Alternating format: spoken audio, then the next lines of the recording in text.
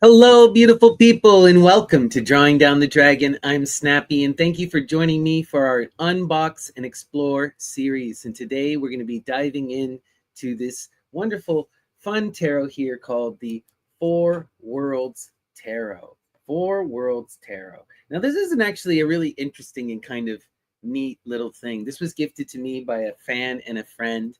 So all of my thoughts here will be unbiased. There is been no gifts made, and I'm not doing this for the company or anything like that. This was gifted to me by a friend and a fan, and we're going to explore it today. But before I wanted to explore it and open it up, one of the things I always like to do is research the decks. I wanted to know who created it, who the artist was. And when I went to go and find anything about this deck, there was very, very little that I could find.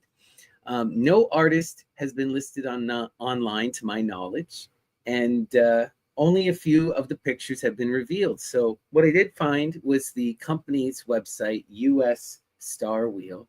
We're going to bring that up here. And we're going to take a look. Oh, 1 second here. We're going to take a look here at the deck and read what they have to tell us about this really interesting deck. So it says The Four Worlds Tarot by Star Wheel. All right.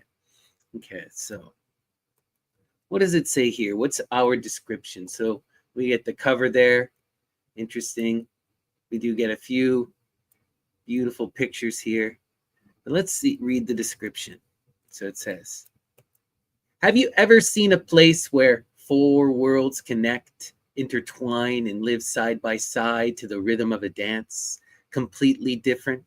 Heavenly people who look like angels, demons from under the mountains, the warlike pride of the forest, and the shimmering pearls of the deep sea. Four very different wild dances full of magic and freedom. They are closely intertwined, bestowing understanding and knowledge of this universe, permeating with magic and mystery. Tarot of the Four Worlds is a collection of images, thoughts, spirit, designed to plunge into the unknown and help with understanding the familiar reality. Share your strength.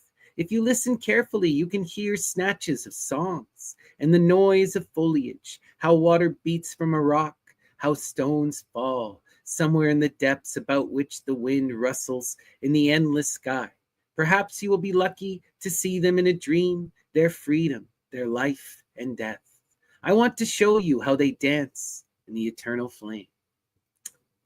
Well, beautiful poetry to introduce the deck, I must say. Okay. What does it say here? We got the Knight of Wands. That guy looks pretty cool. In the Knight of Wands, the description they give is the venturesome Knight of Wands, let it be known that the time for the words is up, and that henceforth only actions are to be heard. Opportunity lingers not for long, so vault through its window and triumph. Okay. In triumph you shall reach. So you can see here, really interesting deck. Still mysterious. I wonder if the four worlds are just the four elements, or if they're going to get into the Kabbalah, right? It says it's by Dark Siniver here. Okay, Dark Siniver. Maybe there is. All right, what is that? Dark Four Worlds Tarot. Maybe I do have a lead here. I just noticed that looking in on my big screen. Four Worlds Tarot, Dark Siniver. All right, what's Dark Siniver?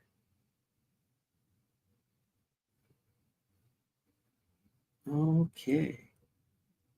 So it looks like Dark Siniver is another company that makes these products, makes tarot cards. Okay, so it's a joint product between US Star Wheel and Dark Siniver. Still not sure who actually made the specific deck, but let's dig in and maybe they'll tell us. All right.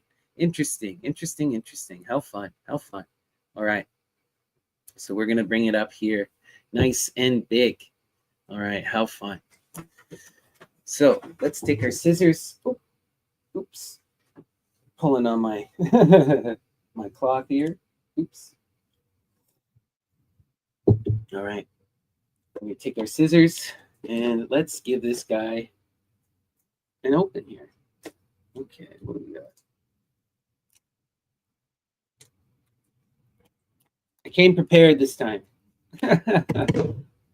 All right.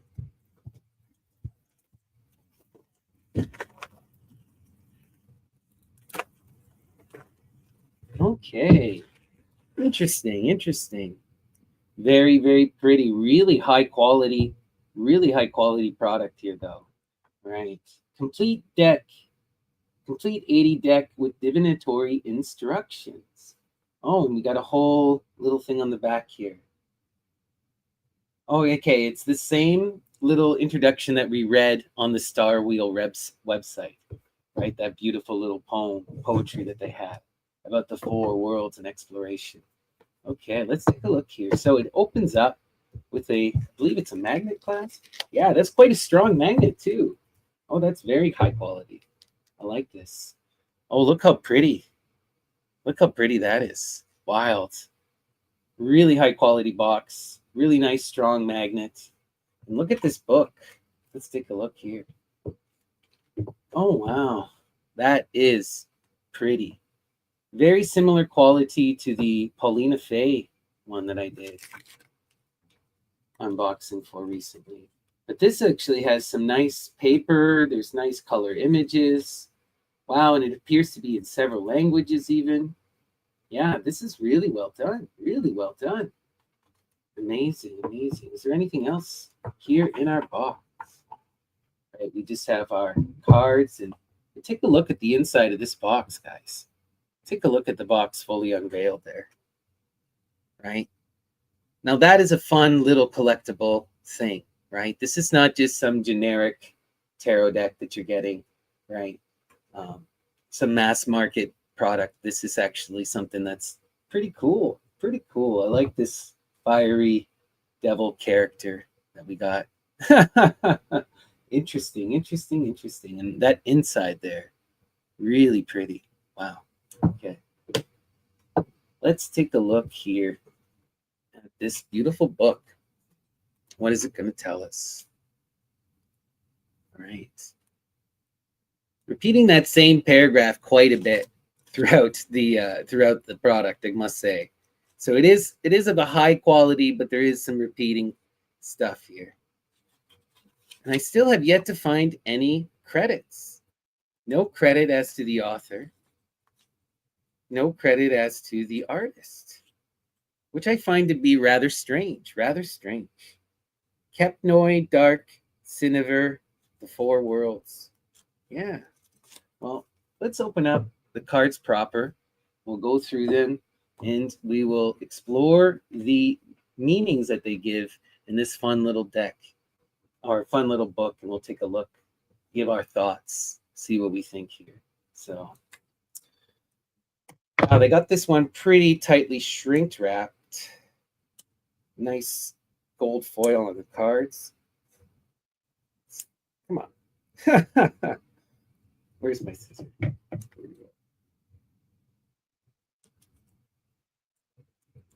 go. Okay. Here we go. Starting to come out.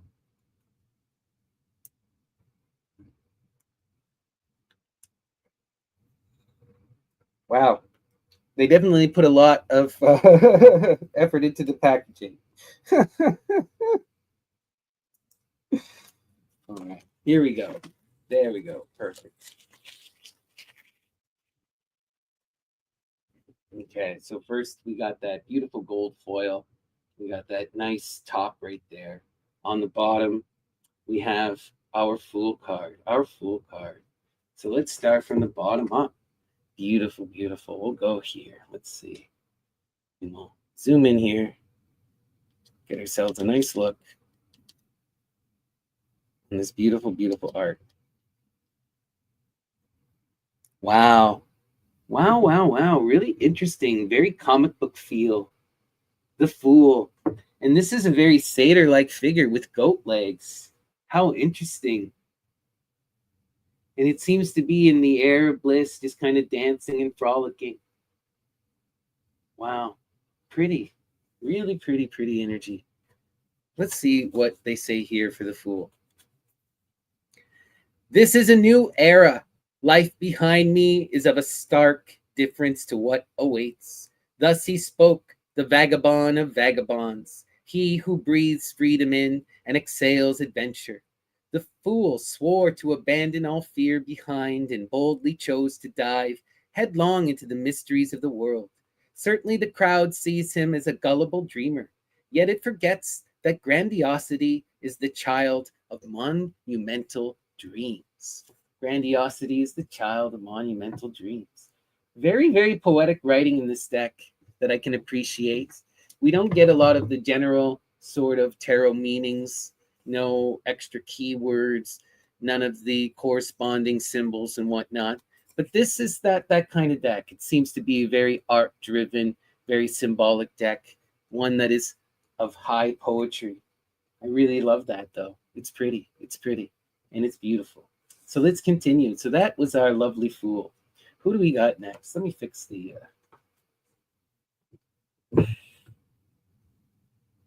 that was the lovely Fool. Who do we got next? This thing wants to give me a hard time right now. Okay. Let's see. There we go. Okay. Next up, we have the two. High Priestess. The High Priestess.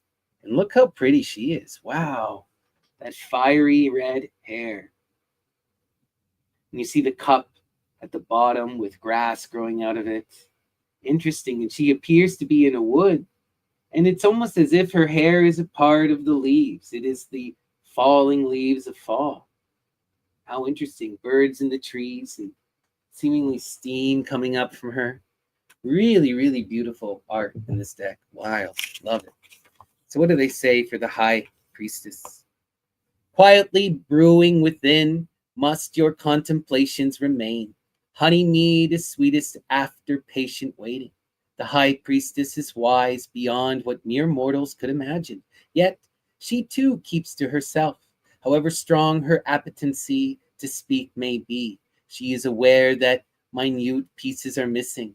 Patience is her virtue, for she knows knowledge shall seek her wherever, however, in all due time. Interesting. They're really emphasizing this energy of patience. That's not something I usually see in the tarot with the High Priestess. Not that that energy is not there. She is the unfolding of the weave. She manifests across eons and generations through people, through that loving flow, right? The patience is certainly there. But it's interesting that they place it forward in this particular card, right? That this is an energy that calls you to really wait and take the time to cultivate. Interesting, interesting, interesting. Let's continue. All right, beautiful. Next up, we got the Empress. The Empress, the magic of the three. Wow, beautiful, beautiful, beautiful, beautiful. The divine feminine. Oh, I love that. What wild energy here, right? Look at that. Look how incredible. The flowing, her carrying that magical book, the moon in her hair, as well as the dual horns. The dual horns. This is really next level. The Empress. The empire is unstable. Only a great mother could bring it together. The Empress bestows on her subjects the vision of a prosperous future. She appears the general unrest with, she appeases, the general unrest with her life-giving, heartfelt energy. It is high time for tradition to evolve and bring about unprecedented harmony that will, in turn, prepare fertile soil for new ideas and growth to take root. Tomorrow will shine brighter thanks to her innovative guidance. Wow, interesting, really highlighting her as the progressive ruler. We still have that beautiful divine feminine energy, the weaving, the manifesting of generation and of creation that's essential to the classic Empress. But we are really focused here on that regality, which is beautiful. This is a lovely card and a very apt poetic message there. Love it. Let's continue. All right. Next up, we have the Emperor, the Four. Oh, look at this gentleman. Oh, how intense. Wow, I love the curled horns at the top, the sun behind his head with the black seemingly feathers or rays. That's so interesting. This spear with two forks coming out of it. Wow.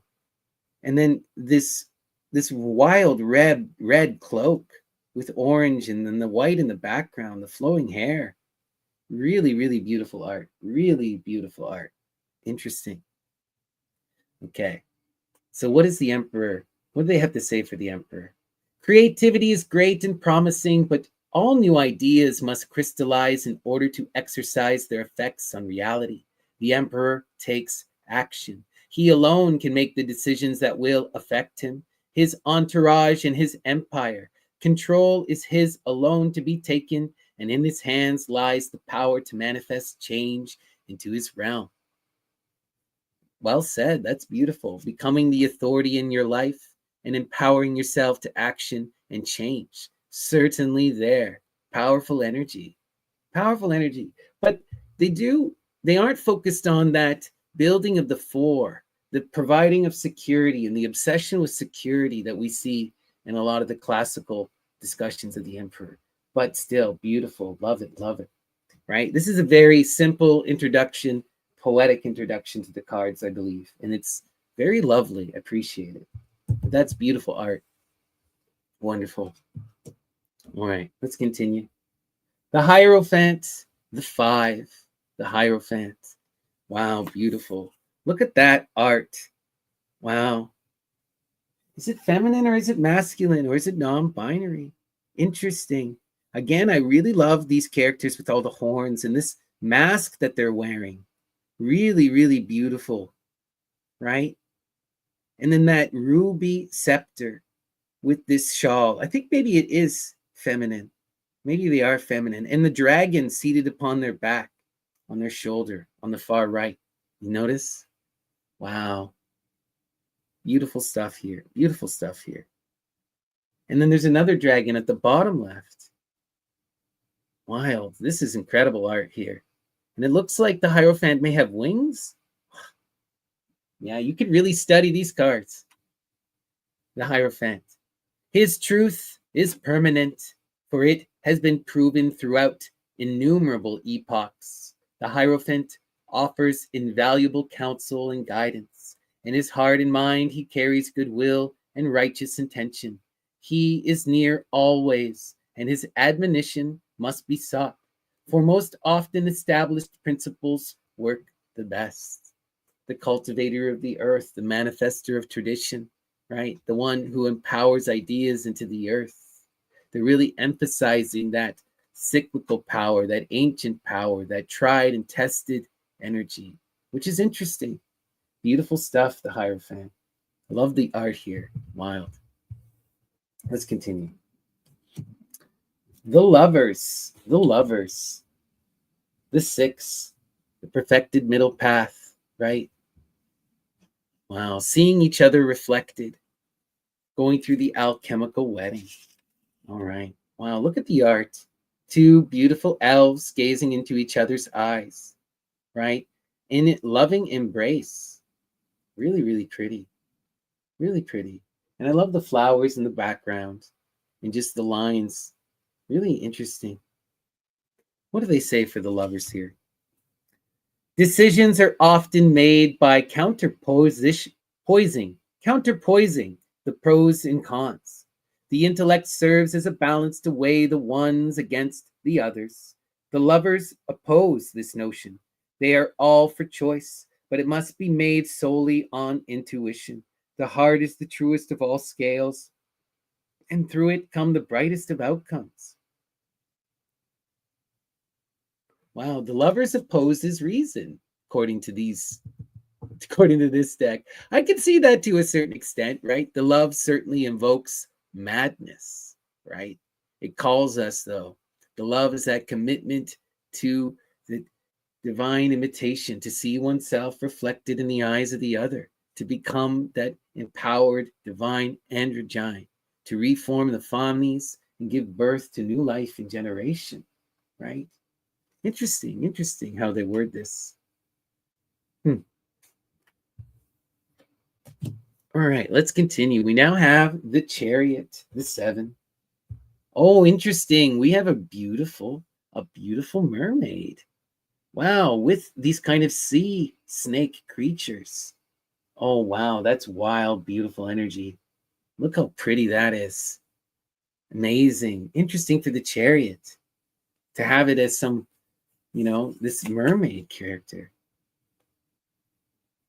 Wow. And she seems to be, this really gives me Medea vibes with the two dragons, and you have this empowered divine feminine being pulled by the dragons or guiding the dragons.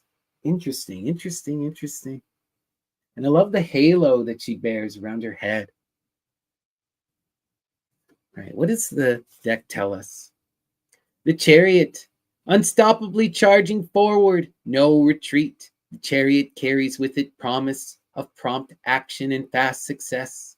The sound that the hooves of the horses which will pull it make when repeatedly struck against the battleground invokes great fear in the hearts of the enemies ahead, determined to lay destruction upon its opposition with great confidence and superior determination.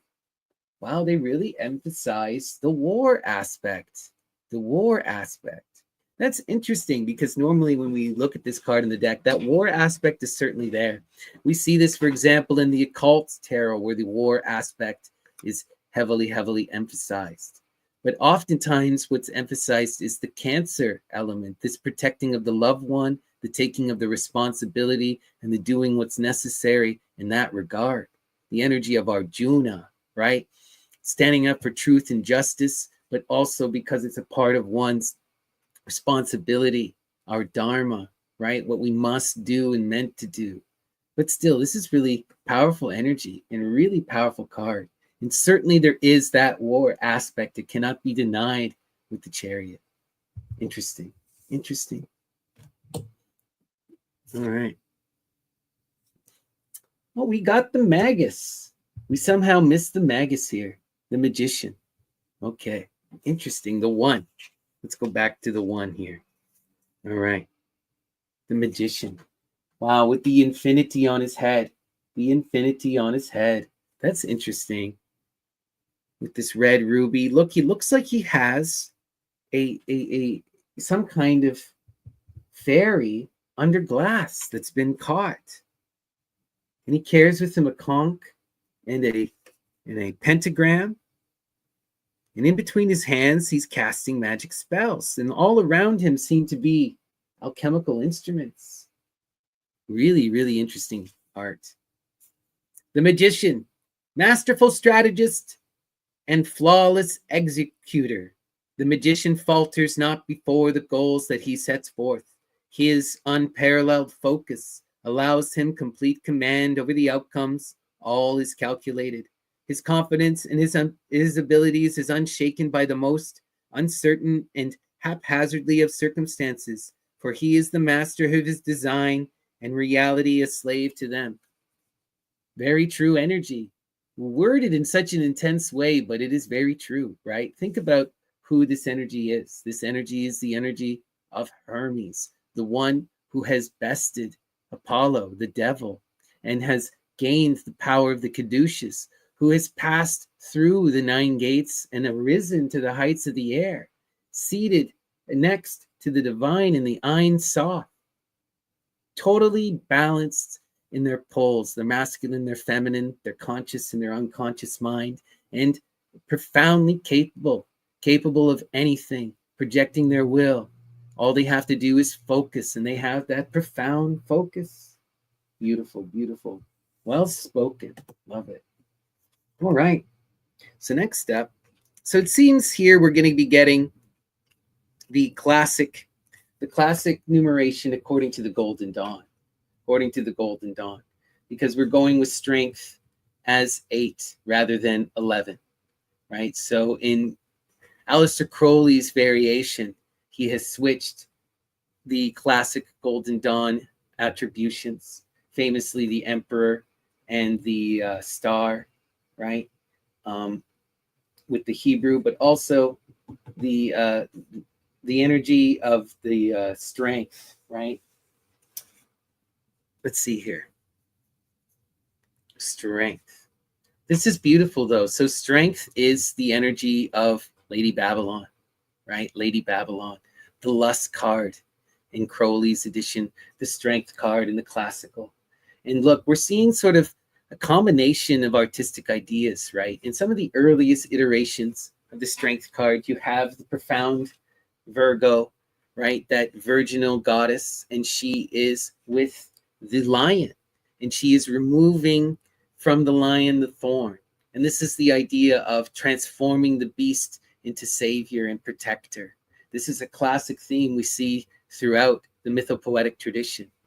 The unicorn is the best example of this. The unicorn is the masculine transformed into protector, to pure guardian spirit, right? He still has that phallus, but now it has been made as just a weapon of defense. And he exists in this energy of pure love, of a vessel for the goddess, right? And we're seeing that same kind of energy on display, but rather than a lion or a unicorn, we have this beautiful, beautiful gold dragon. Really giving Medea vibes, right? I love it. I love it. I love it. Let's see. What do they tell us here? And I like, again, we see the infinity in her, above her head, right? In between her horns. Really similar, showing the similarity between this energy and the magus, right? Because both of these energies are supposed to be balanced and empowered in their masculine and their feminine, right? Both of those energies are entirely within their heights of their creative ability, except that the magus has ascended to the heights of the ideal, and strength is upon the earth, right? So let's see here.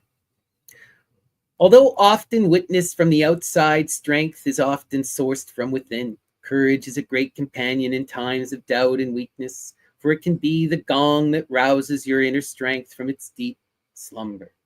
Conquer your fears with the force of your will and determination. Thus shall your strength leap to your aid. The power of endurance. I will endure. The strength to overcome, to manifest our will.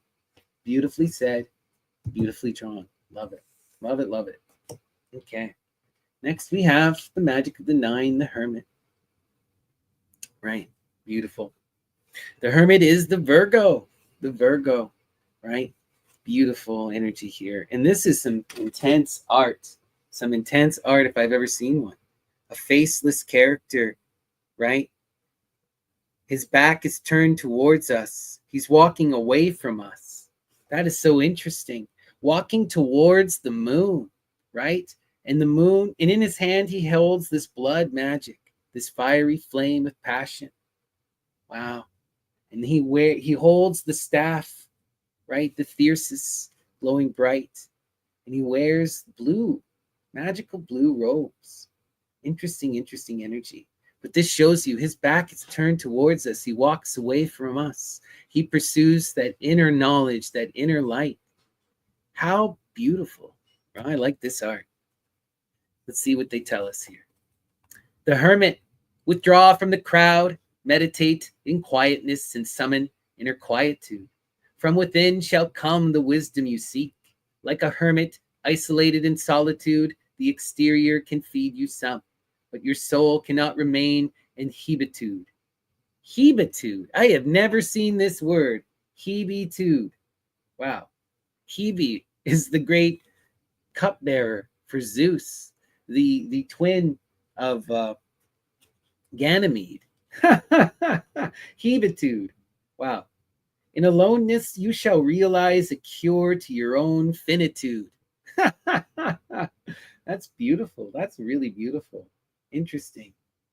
Yeah, going within, seeking that inner voice, turning away from ego and empowering ourselves in that strength of the Virgo to seek inner perfection, to use that analytical mind to transform ourselves in the earth. Beautiful stuff. Beautiful, beautiful. Love it. All right, we continue. We come now to the 10. The 10. The Wheel of Fortune. Oh, look at that. Now that is wild, wild imagery. Interesting. We have the grand zodiac in the center of this angelic being, right? With this kind of bird-like monstrous forms on each of her shoulders, and bird-like appendage coming out of her legs and wings. In the earth with all of these beautiful flowers, but in the sky. Wow, wow, wow, wow. Interesting energy here. The Wheel of Fortune.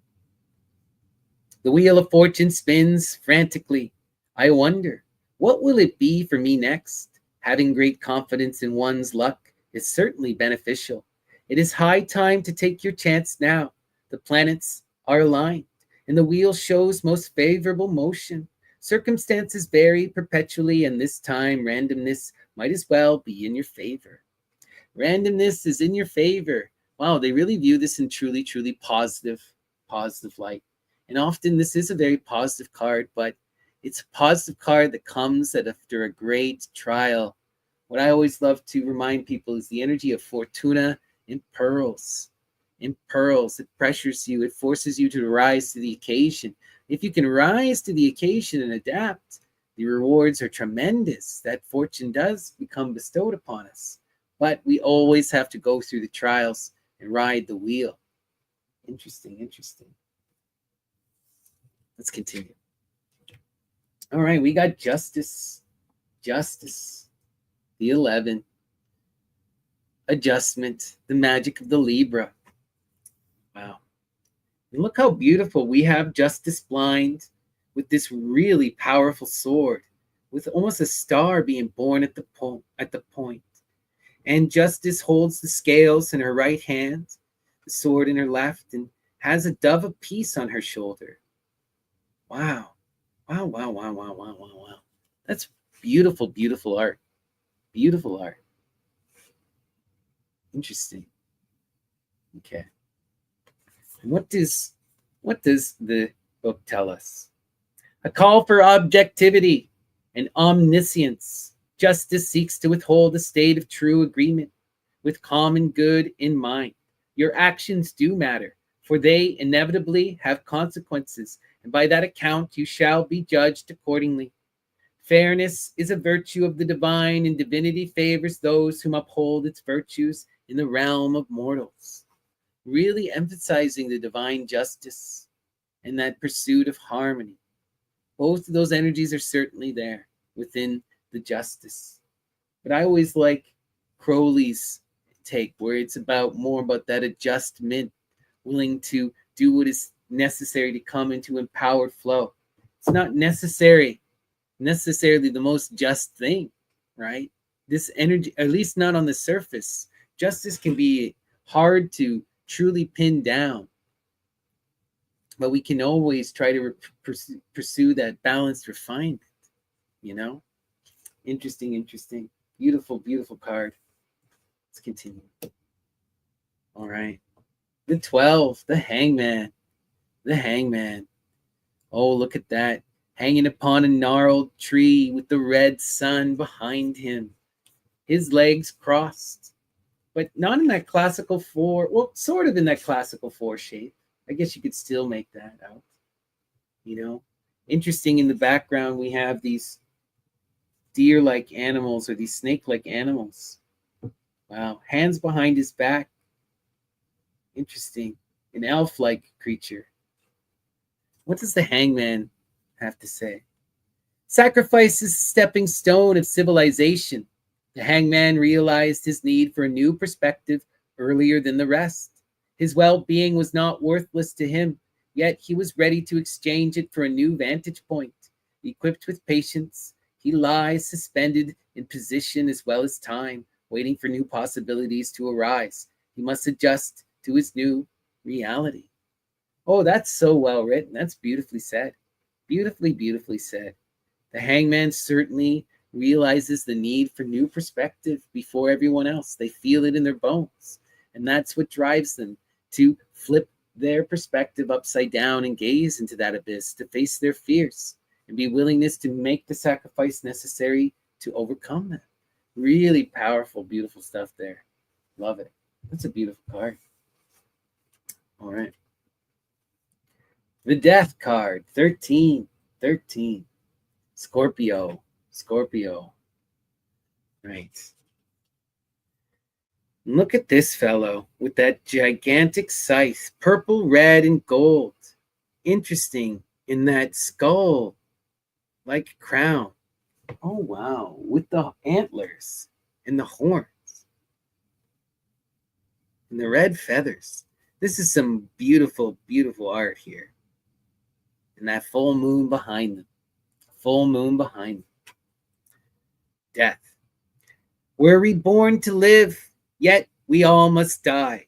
Death is the ultimate transformation, one last change of circumstance. However, death often desires novelty. From ruins are erected newer, stronger structures. From corpses arise new flies and feed juvenile plants. The end of a king marks the beginning of a reign. The past must perish in the present to make way for the future. Right? We must shed our skin like the snake and be reborn anew, empowered in new life and generation. Let go of what no longer serves us. To look back is a great sin, right? It's to be bound in the image of the past. We must look forward in love and generation. This is the grand hubris of Orpheus, right? Beautiful. Let's continue. We come now to 14, temperance. Temperance. Beautiful. The energy that calls us to create beautiful art. Sagittarius. Sagittarius. And look at this wonderful character. This red-winged devil with red horns. How interesting. In this beautiful dress. It's very, like, her top is almost flower petal-like. Wow. Very pretty. And she appears to be holding hair or something in her hands. Oh, are they, what is that? I'm not sure. Very interesting energy here. She's grasping at threads. Wild. So what does it say for temperance? Peace be upon he who knows where he stands. Temperance is the key to harmony. But how ought one find that fine touchstone? We often seek guidance from the outside, losing sight of our own intimate light.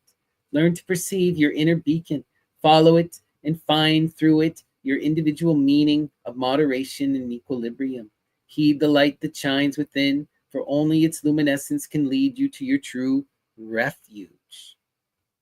Wow. Yeah, current. It could be a current. That's interesting. Leading you to a true refuge. They're really emphasizing this energy of following your heart, of trusting in that inner muse, tempering yourself. But how do we temper ourselves? By trusting the muse, certainly, certainly. Right? This is the consummation of the lover's card, the solve coagula, that calls us to project our will into the future, to manifest a new self, to create the self in new loving form. Powerful energy here. Beautiful.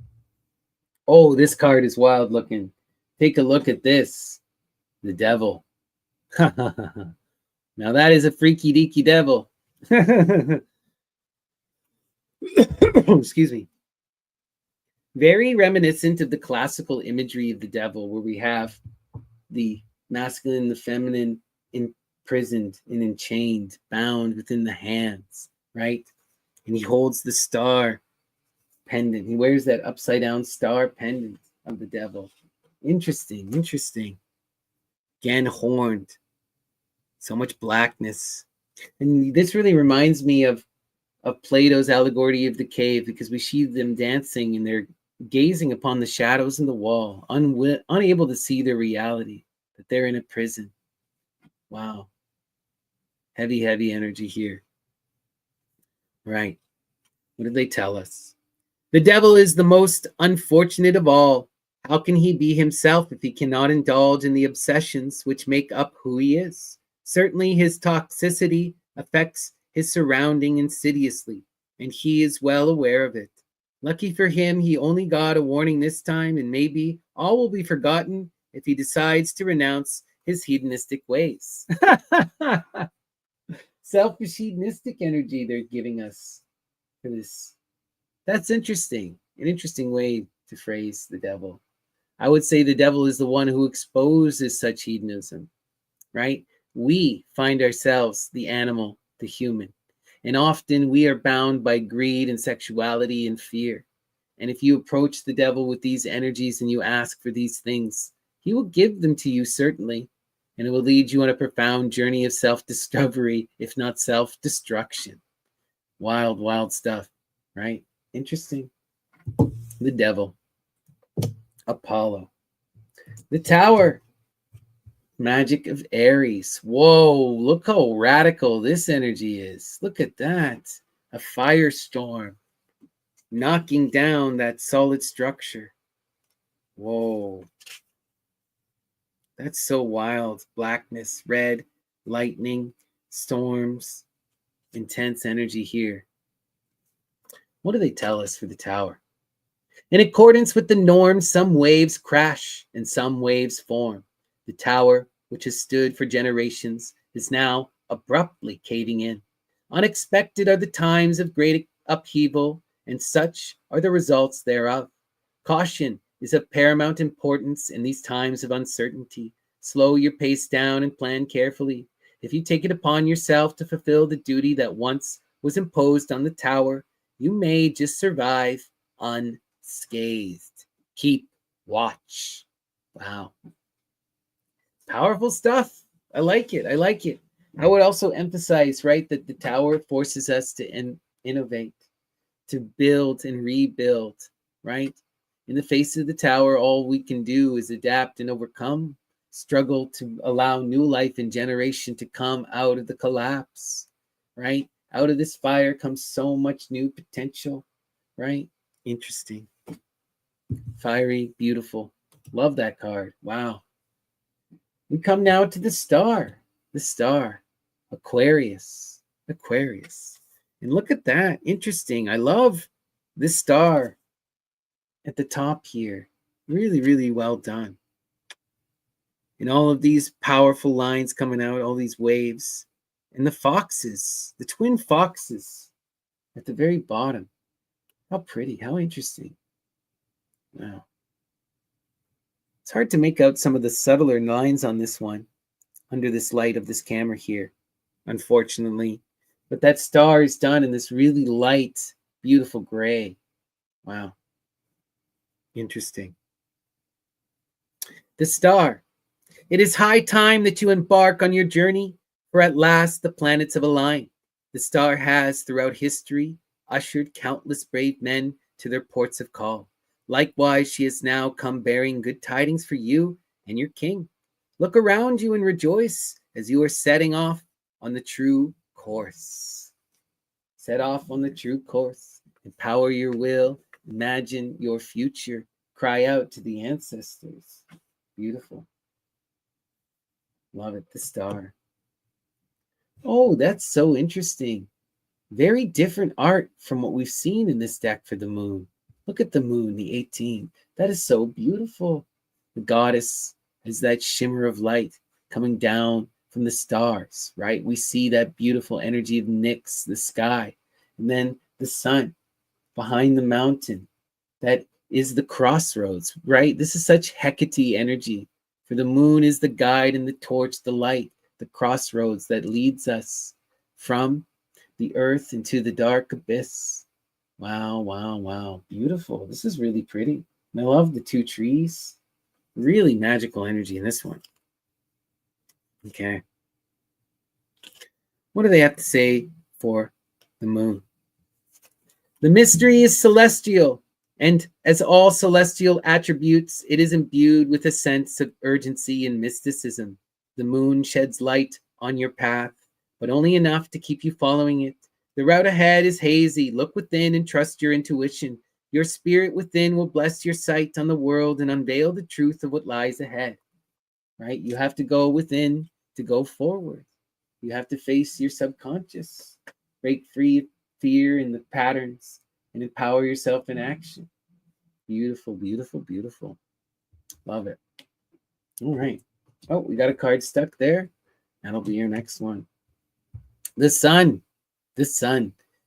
19.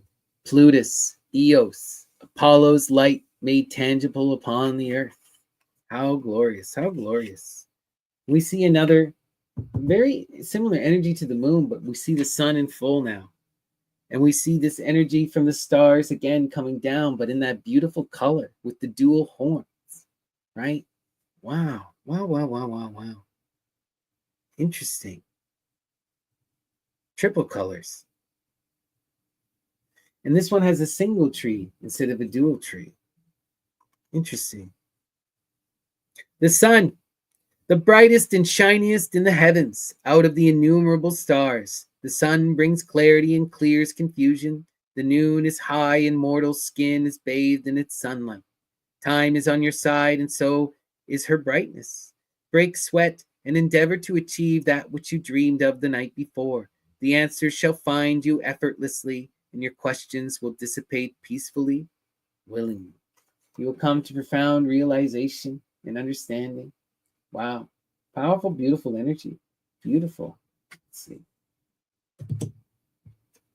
20. Judgment. Judgment. Look at that. How interesting. Judgment. The ion. And look at this kind of mystic guy in the moon with this blowing this horn as these three women look up. Interesting. Three elves looking up.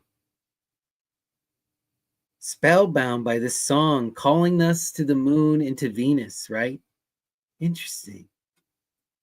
Wild. All right. What do they say for judgment? The moment has come for you to make your next move. Judgment is the screen that separates what was from what will become. The seeds have already been sown, burgeoning and germination are imminent. Soundly come out of your former torpor and choose in which direction your branches shall be heading. Grow taller and stronger. Spread your limbs and leaves every place. Wow. New life and generation. Beautiful. Beautiful judgment. Interesting. All right. We now come to the world card. The world. Beautiful. Right? The world, the 21. Hestia. Wow. Interesting. And the art here, again, we have, it seems like a chimera or a manticore with their back turned to us, and then an empowered woman with her back turned towards us, carrying a three-pronged wand. Interesting. And what does the world say? Fire and water, earth and wind, within it all is contained. The world is our origin and destination both. It is puzzling how an entity can be so powerful as to contain the vast array of contradictions and conflicts that roam within it, yet still remain unbothered and unshaken. The world grants our dreams and wishes the passage from notion to reality, relish in the abundance and joy that our supreme vessel has so greatly bestowed upon us. Wow. Wealth and abundance and completion, profound new life and generation. Beautiful. Love it. All right. We continue. We're now going to go to the minor arcana. The minor arcana. And we start here with the Ace of Wands. Oh, interesting. Interesting energy, that Ace of Wands. Look at that wand. We have some red, some fiery red there but it almost looks like new buds, new shoots waiting to come in. And we have all of these blue wings that are entangled there, which is interesting. And then in the background, we have almost this like yantra flower like unfolding, this lotus unfolding. Beautiful. Ace of Wands.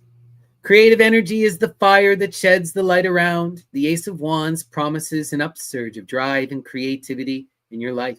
Use it with purpose and intention to explore new opportunities to take advantage of. Beautiful, beautiful. The Ace of Wands. All right, we got the Two of Wands next. The Two of Wands. Powerful stuff. Two of Wands is dominion. And look at this guy. Ripped. Right? And he's got like one giant dreadlock or braid. Interesting. Still with those kind of horns. And a fiery tail. But it looks like his wings are gone. Interesting. Or he never had them. I don't know. Is that the remnant of a wing? Interesting. He appears to be some kind of devil with the tail. Interesting. Beautiful art. The Two of Wands is a sign that you are on a divergent road. Make use of your intuition to pick the path most suitable for you. Wow. You got to make a choice. Which way are you going, light or dark? Interesting. Interesting. Right? Let's continue. All right. We come now to the Three of Wands, virtue. Virtue, the magic of Hecate. Oh, look at that. Wild, wild, wild, wild. We got a fiery dragon and then two beautiful elves. Two beautiful elves. Interesting. Interesting, interesting. Oh, and the dragon is holding a fiery spear. And there's all of this fire in the trees and in the buds all around them. Interesting. Beautiful. I love it. Three of Wands. Your goal is set, but your sight remains unfocused. The Three of Wands denotes a clarity to your vision that ought to help your progress and set you on the right path to obtain that which you wish to obtain. Interesting, right? To me, when I think the Three of Wands, it's that divine feminine energy of harmonizing. And in the fire, it's our will, learning to shine brightly, but within community. Interesting. Yeah, I always find with a lot of these decks, when you're dealing with these basic books, when you get into the minor arcana, you're going to get very, very limited. Very limited. It is poetic. I do appreciate them giving us something, but often these meanings will not be enough to truly really empower your reading. You'll have to do additional reading, additional thinking. You can be inspired, of course, through the art, and that can take you to all kinds of places. But this book is not enough on its own, I don't think, at least in terms of the minor arcana. The major arcana was pretty good. You can get the essence of all the major cards, right? So some of them were very limited and weird, like the High Priestess being all about patience. Well, let's see here. The Four of Wands. Okay. This is an interesting looking figure, though. We've got some kind of hunchback witch lady with these four beautiful branches again, with these fiery buds. I love the way that they're depicting the wands here in this gray world around her. And she's wearing that fiery bud halo. Beautiful. Okay.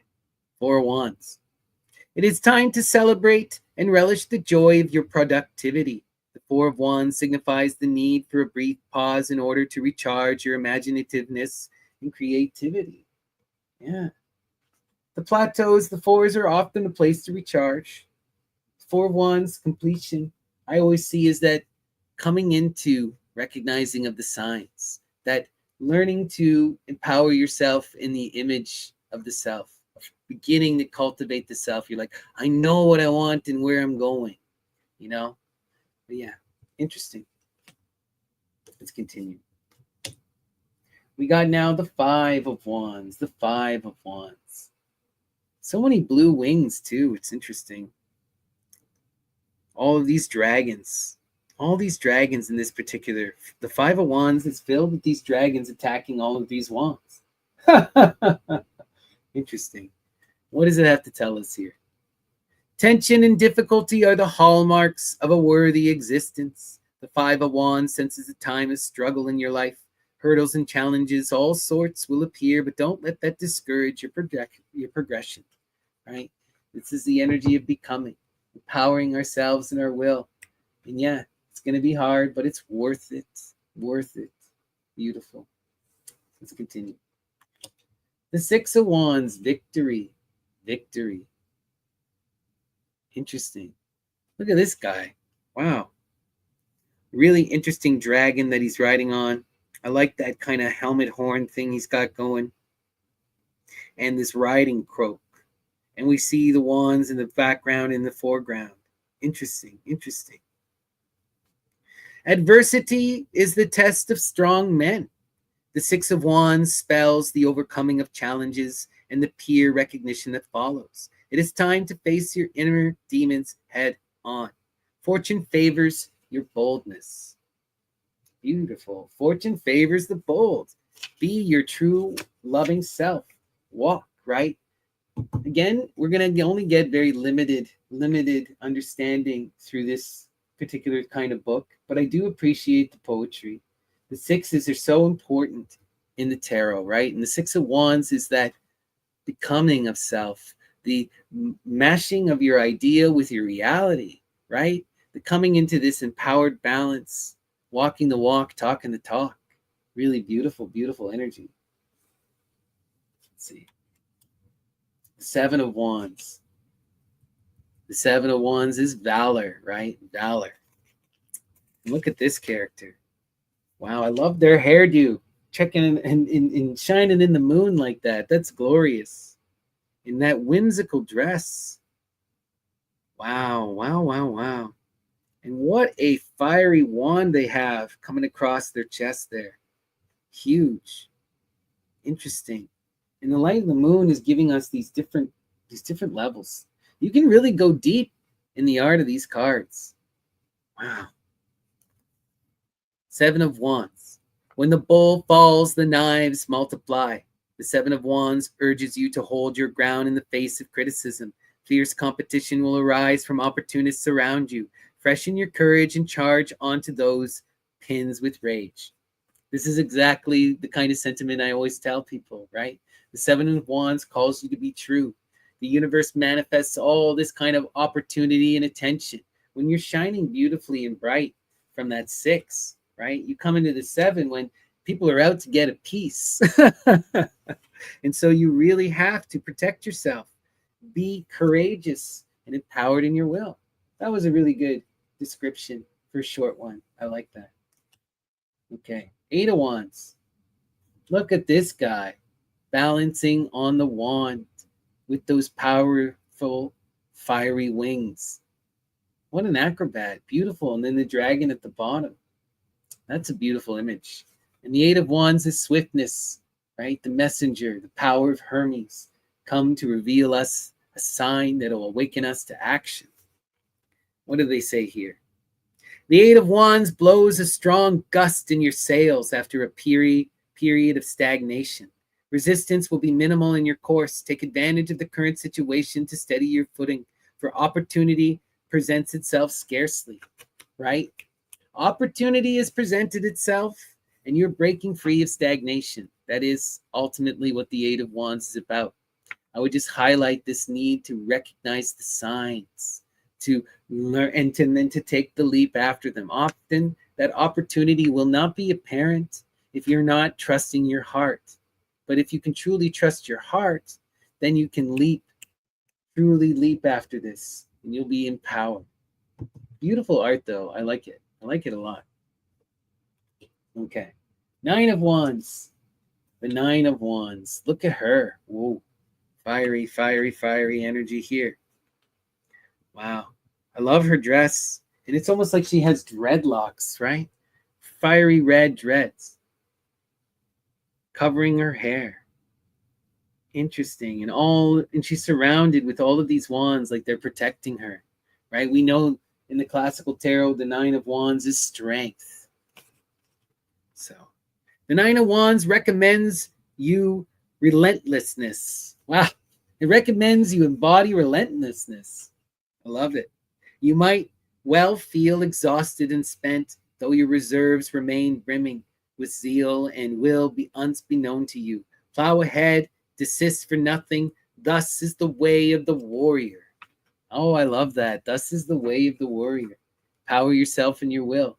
Be your beautiful self. Have the strength to endure, right? Beautiful, beautiful.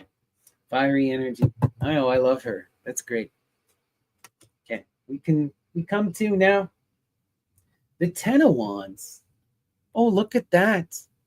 10 ghosts, 10 wands, 10 false conceptions of self.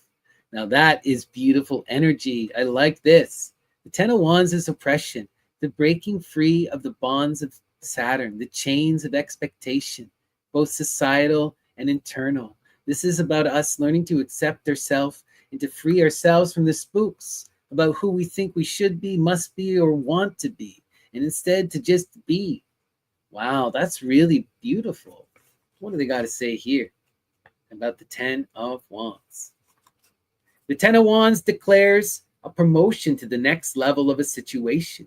You have become eligible to take another flight of stairs that shall lead you further and closer to your goal. Closure is near. I really don't get this one. So far, the poetry little meanings have been good. The art here is phenomenal. The art here is phenomenal. But what is this? A promotion. I guess it's a promotion. To me, it's always this profound sense of acceptance, the breaking free of chains, the being truly impassioned in our will and learning to love ourselves and to be our best self, right? In spite of what anyone may think, you know? I don't know. I guess that is a promotion. And you'll get closer to your goal. This is the ending. This is the completion of the goal. I don't know. Okay. So that's my first real complaint now. I have the first one where I'm like, I don't get it. Some of them have been limited in their focus, but this is the first description where I'm like, no, I don't get it. But it's still a really, really beautiful, beautiful deck. And to be honest, I will probably never go back to this book again after we finish this year. I'll keep it as a nice, beautiful collectible with this beautiful box. But yeah, let's see. We're going to continue. The Page of Wands, the Page of Wands. All right, what do we got for the Page of Wands? The tens have been spent. Now the Page of Wands commences a novel enterprise, spontaneity being his ground rule. He encourages you to stir up your adventurousness and embark with him on a trailblazing journey into uncharted grounds. The Page of Wands. Well, I really like the art here with that beautiful flute and sitting upon this stone with these dragons that are listening to the profound music, right? And then this moon hidden in the background. Wow. Interesting. Again, though, the description, I don't really get. You know, the divine child, the princess, the page, right? They're the earth of fire. This is the energy that comes to upset the old growth. I guess there is that adventurous spirit. It's active in the earth and it's passionate. We can see that for sure. Interesting. Shouldn't be too critical of the book. I love the art. My God. All right. Let's see. The Knights. This one was shown in a lot of the promotional material. Very beautiful art image. Look at that. Very classic fantasy. Love it. The blue moon with this kind of, I love all of the background stuff. It's hard to see in this light, but there's all of this and beautiful kind of lotus flower image in the background. Wow. The Knight of Wands. The venturesome Knight of Wands lets it be known that the time for words is up and that henceforth only actions are to be heard. Opportunity lingers not for long, so vault through its window and triumph you shall reach. Empower yourself in your will and take action and pursue your desires. Heracles energy. Love it. All right. The Queen of Wands. The Queen of Wands. Oh, that's beautiful. Beautiful. Oh, I love her. The Queen of Wands is Circe. Circe to me, right?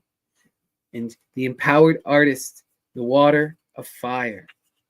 Wow. And look at that art. I love these 5 deer-like creatures. Or what are they? Antelope.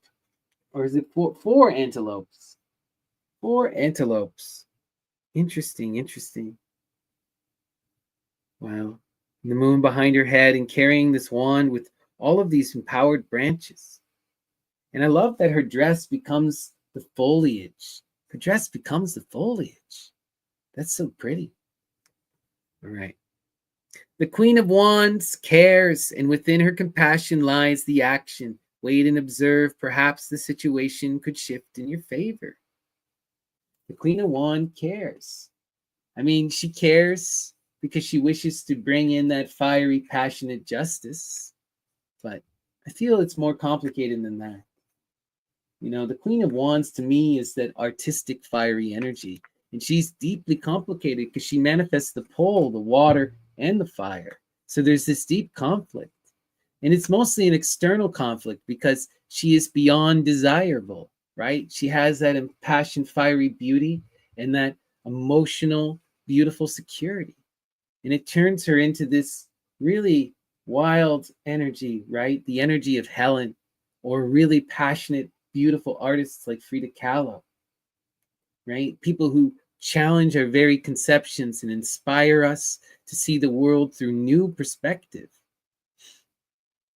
But you know, again, the book just okay, but the art really conveys this beautiful artist. You know, that's interesting. Let's see here. The King of Wands. So blue. So much blue. Interesting. King of Wands. Wow. And look at that guy. The fiery branches. The romantic knight. Really beautiful, massive wings. Almost this androgynous type face and features. Right? Again, we have the moonlight behind his head. But this time, instead of an antelope, we have, or four antelope, we have this wild dragon, this really powerful dragon. Interesting. The King of Wands carries a zealous will to achieve. He advises you to study your goals religiously and acquire as much knowledge surrounding them as you could, for that is the path to their achievement. A zealous will to achieve, certainly. The studious energy, that is more reserved for other characters, either the earth or the air, usually. But still, I can see it to a certain extent. Interesting. The knights are that mature energy that seeks to impassion himself in that fiery will. Love it. Let's continue. All right, we're going to go to the cups now. The Ace of Cups, the root of the element of water. Wow, that's beautiful. Beautiful. I love this little girl with the red hair, right? And what is she in? It's almost jellyfish coral-like. How interesting. And we see all these cups at the bottom. It's almost like she's at the bottom of the seabed. That's a really interesting image. What do they say for us? Self-love attracts other love. The Ace of Cups, affective potency steeps into your reality, giving life to new love and affection, to see the light of day in your existence. New bonds are sprouting. Make sure to recognize and nurture them. New love, new life, new opportunity. Certainly with the ace, we see that. Beautiful. All right, let me just take a quick drink here. All right. The Two of Cups. Wow, look at that. Love, right? The Two of Cups is love. And we're seeing an empowered couple who looks almost like each other. Really beautiful. Their eyebrows are so interesting in this art. The Two of Cups ooze affection and sweet emotions. Your union depends on a mutual choice to move forward. Commitments of such depth and magnitude must be agreed upon. Be open and invite communication. Wow. That commitment energy I usually feel within the six in the major arcana, the Lover's card. Whereas I usually interpret the love as the more general, universal love, the energy that attracts us. But it seems that this deck has kind of flipped that, where they see this energy of the Two of Cups as that lover's energy, right? The one that calls you to come into that profound commitment. And they see the lovers manifesting that general adoration and beauty and perception of the world. That's interesting. Okay, let's continue.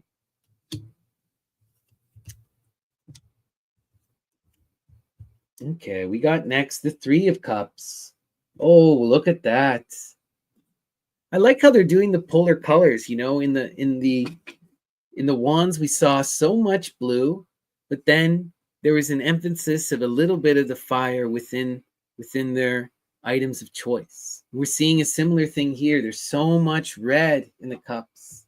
And then the blue is highlighting their power, right? Interesting. And here we have these three beautiful mermaids. Three beautiful mermaids with these conchs. Wow. The Three of Cups are lifted in celebration of the making of a commitment for the future. Time has come to reach deep within one another and experience your true substance. A commitment to the future. I mean, yes, I guess, right? We have this energy of the divine feminine in the waters, which manifests abundance, love, and abundance that calls us again into harmony to manifest community and connection. And that will require a future projection, sure. Interesting, though. All right. We come now to the Four of Cups. Luxury. Luxury. All right. What does it say here? What do we got here in our image? Four of Cups. Beautiful twins, right? Twin mermaids wearing these conchs with these coral hair. With this coral hair. Beautiful, beautiful image. The Four of Cups symbolizes stability and peace in your environment. Everything flows harmoniously, and you are content with your current state of affairs. Usually the luxury is that contented energy, right? The structure of home, but ultimately it's unfulfilling energy, right? Unfulfilling energy. Let's continue. The Five of Cups. Oh, look at that. All of that black, gold, and then just a flash of blue. That's interesting. That's pretty. Wow. Wow, wow, wow, wow, wow. And I love how we're getting the upside down. It's like a yin and yang type energy here. And then in the middle, they are sharing these conchs. They're offering these conchs to each other. That's so interesting. Five of Cups. The Five of Cups bleeds in your honor. A betrayal in love is the most injurious of them all. Yet, all is not lost. Lick your wounds and move on. The globe keeps on spinning, as should you. The globe keeps on spinning, as should you. Five of Cups, disappointment, right? Putting your love out there. But there's always that potential to overcome. You have to struggle in love to come into the empowered energy of pleasure, the Six. Let's see where this is going. Let's check out our Six, actually. All right. Okay, the Six of Cups. That's interesting. That's interesting art. We have an old man and a child. And it's almost like this nostalgic energy. The old man is remembering when he was a child, when he picks up the conch. Oh, interesting. Old love is never dead, it simply slumbers. The Six of Cups senses a reattachment of broken ligaments. Time may have healed some. It is up to you to take the healing to the next step through your action. The Six, right, is pleasure, loving reciprocity, and mutual flow. This is a really interesting understanding of the Six. Huh. Let's continue. We have now the Seven of Cups. The Seven of Cups. Beautiful. Look at that. Wow. Wow, wow, wow, wow, wow, wow, wow. It's almost like a war with all these conchs at the bottom here, right? And the blue versus the red. Interesting. The Seven of Cups. Your spirit seeks escape from reality. Rein it in with all your might. The Seven of Cups foresees a crossroad. You must make a choice. You must act. Make caution your preoccupation with every step that you take. Interesting, interesting, interesting. You must act and move beyond this. You know, in the Crowley Thoth Tarot, this is the energy of debauchery, debauch, right? And it's all about disciplining ourselves and overcoming that pursuit of pleasure at the expense of abuse, internal and external.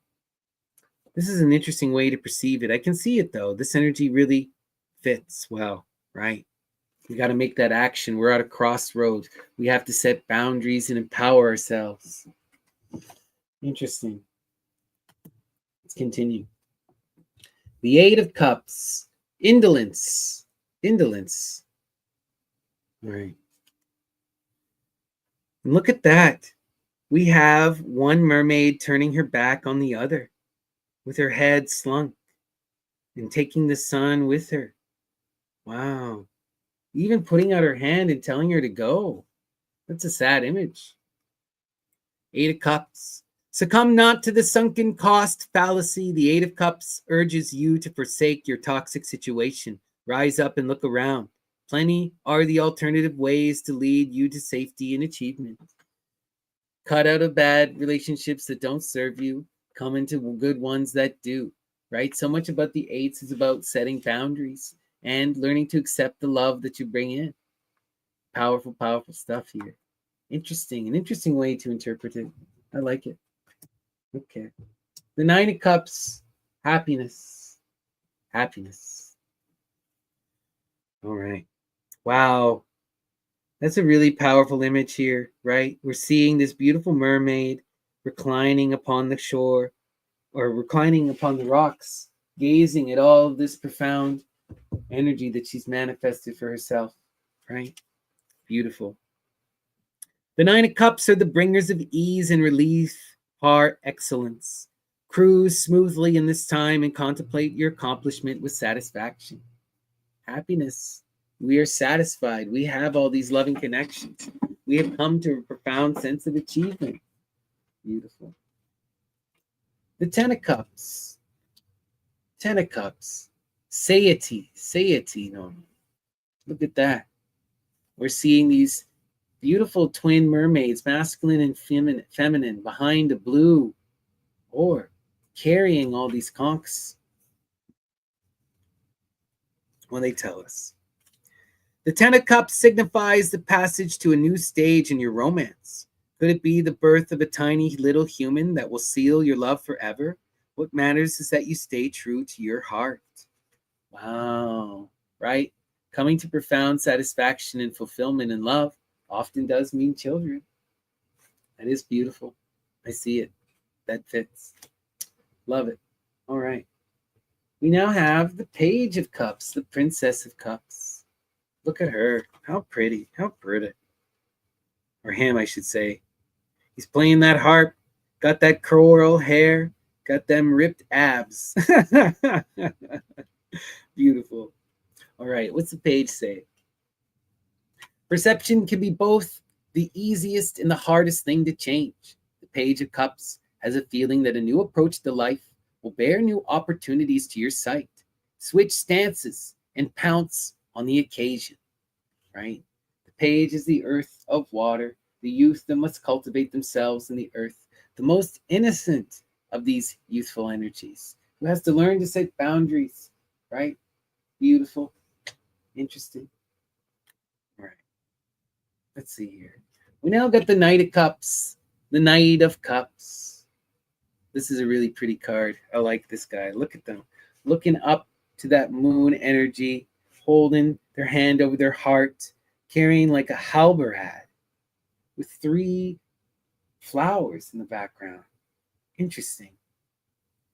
And the Knight of Cups. The Knight of Cups suggests a proposal coming your way. He urges you to keep in mind that peaceful solutions are available.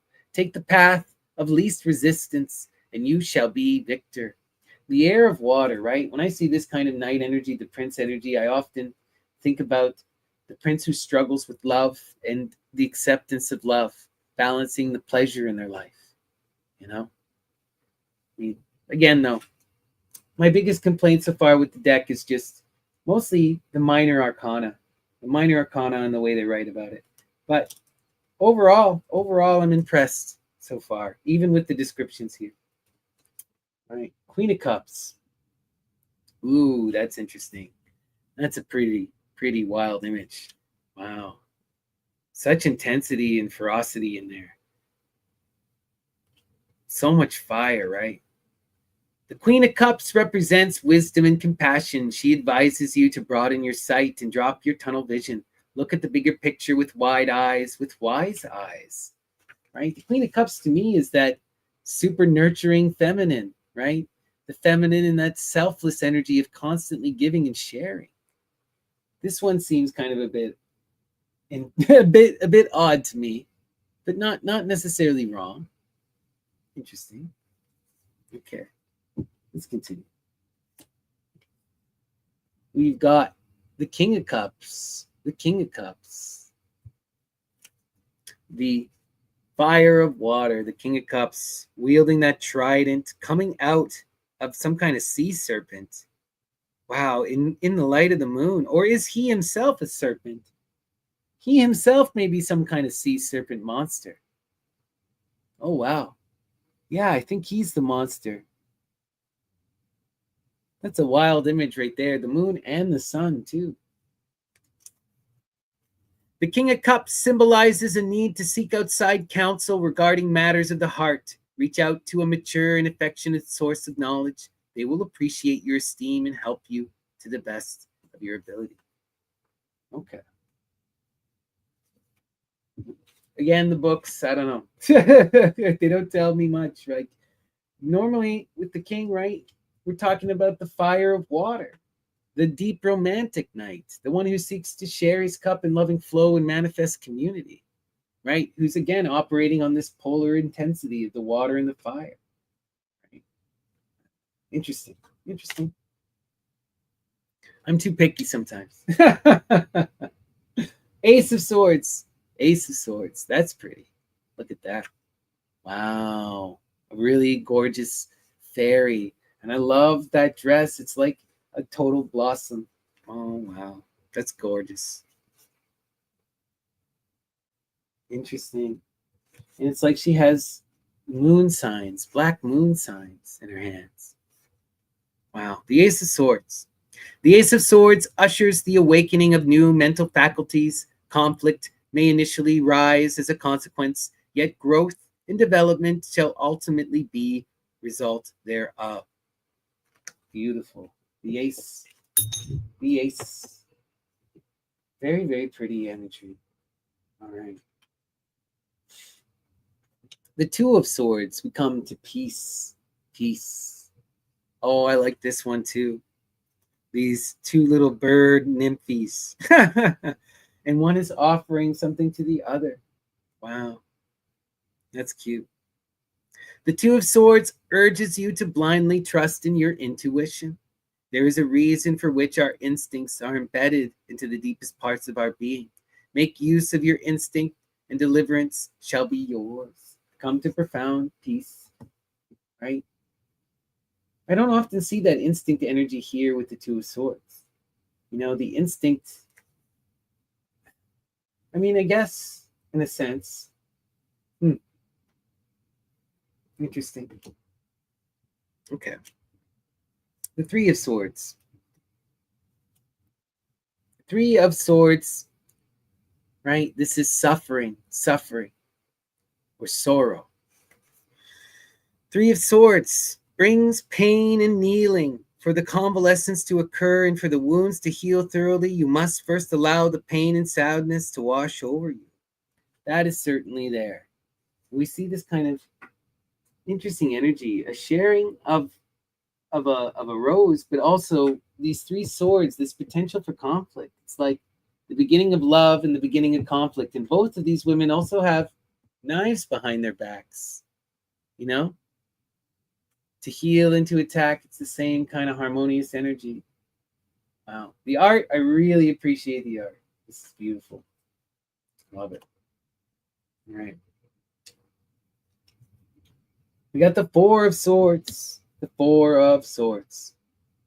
Four of Swords is truce, cooperation. Interesting. Right? We see these four beautiful fairies seated on a branch with their beautiful hair, blue like leaves. Wow. Just together. The Four of Swords indicates a time for rest and recouping. The situation calls for patient evolution instead of action. Try to look at things from a different vantage point. New options could present themselves as a result. That is certainly there in the Four. The Four is that plateau of cooperation and understanding, the gaining of new perspectives through communication. Beautiful. All right. The Five of Swords, defeat. Interesting. Wow. 3 in the background, 3 excluded. Well, these 2 are talking, right? Are they conspiring? What's going on? The 5 of Swords presages a challenge to your current position. Confrontation is imminent. The choice is yours to make.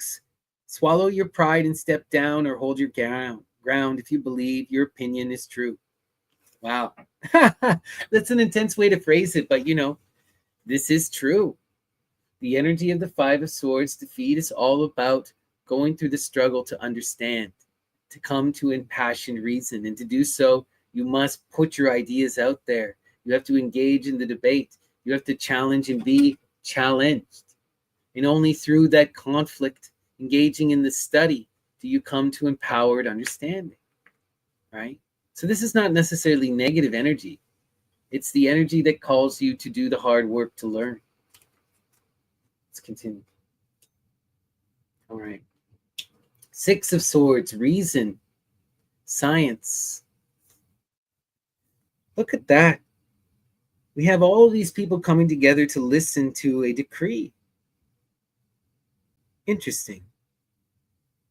All these women coming together to listen to someone recite from a page. The 6 of Swords restores the peace and harmony that were absent during a previous period of anxiety and turmoil.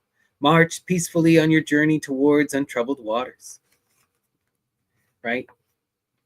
I think this art really fits really well. I didn't mind the description so much. This is about coming together for profound understanding. Science and reason is about uniting ourselves in our multiple perspectives and applying all of them so that we can see from a greater vantage point, something born of that communal understanding. And so we see all that community coming together and listening and engaging in a shared perspective. So that's beautiful. Okay. 7 of Swords.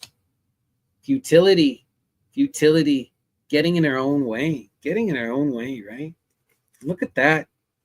We see all these beautiful young children hiding behind the branches, right? Where we see another beautiful woman who seems to be blind, walking blindly while everyone watches.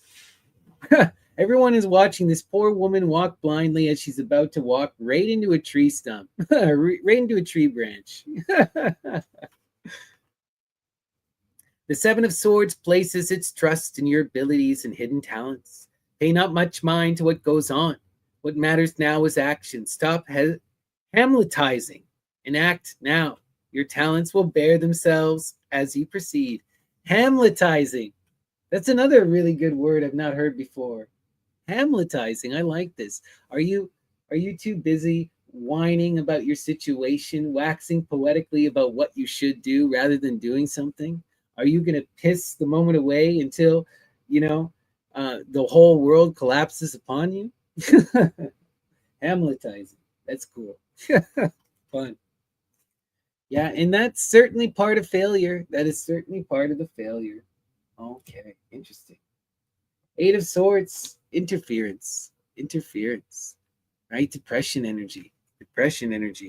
And look, we see the blind woman trying to reach for the heights of the air, but she's being pulled back by the birds. The birds are holding these strings and they're preventing her from reaching her dreams. It's almost like all of these other ideas that are getting in the way and holding her back. Oh, I like this art a lot. Interesting. The 8 of Swords is drawing your attention towards your passivity. Relinquish your fear and sloth and move out of the disadvantaged position that you have neglectfully let yourself slide into.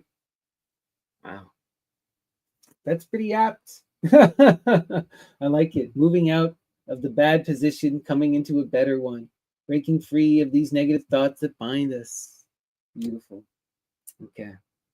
The 9 of Swords. The 9 of Swords. The 9 of Swords is cruelty. And we have all these ladies gossiping.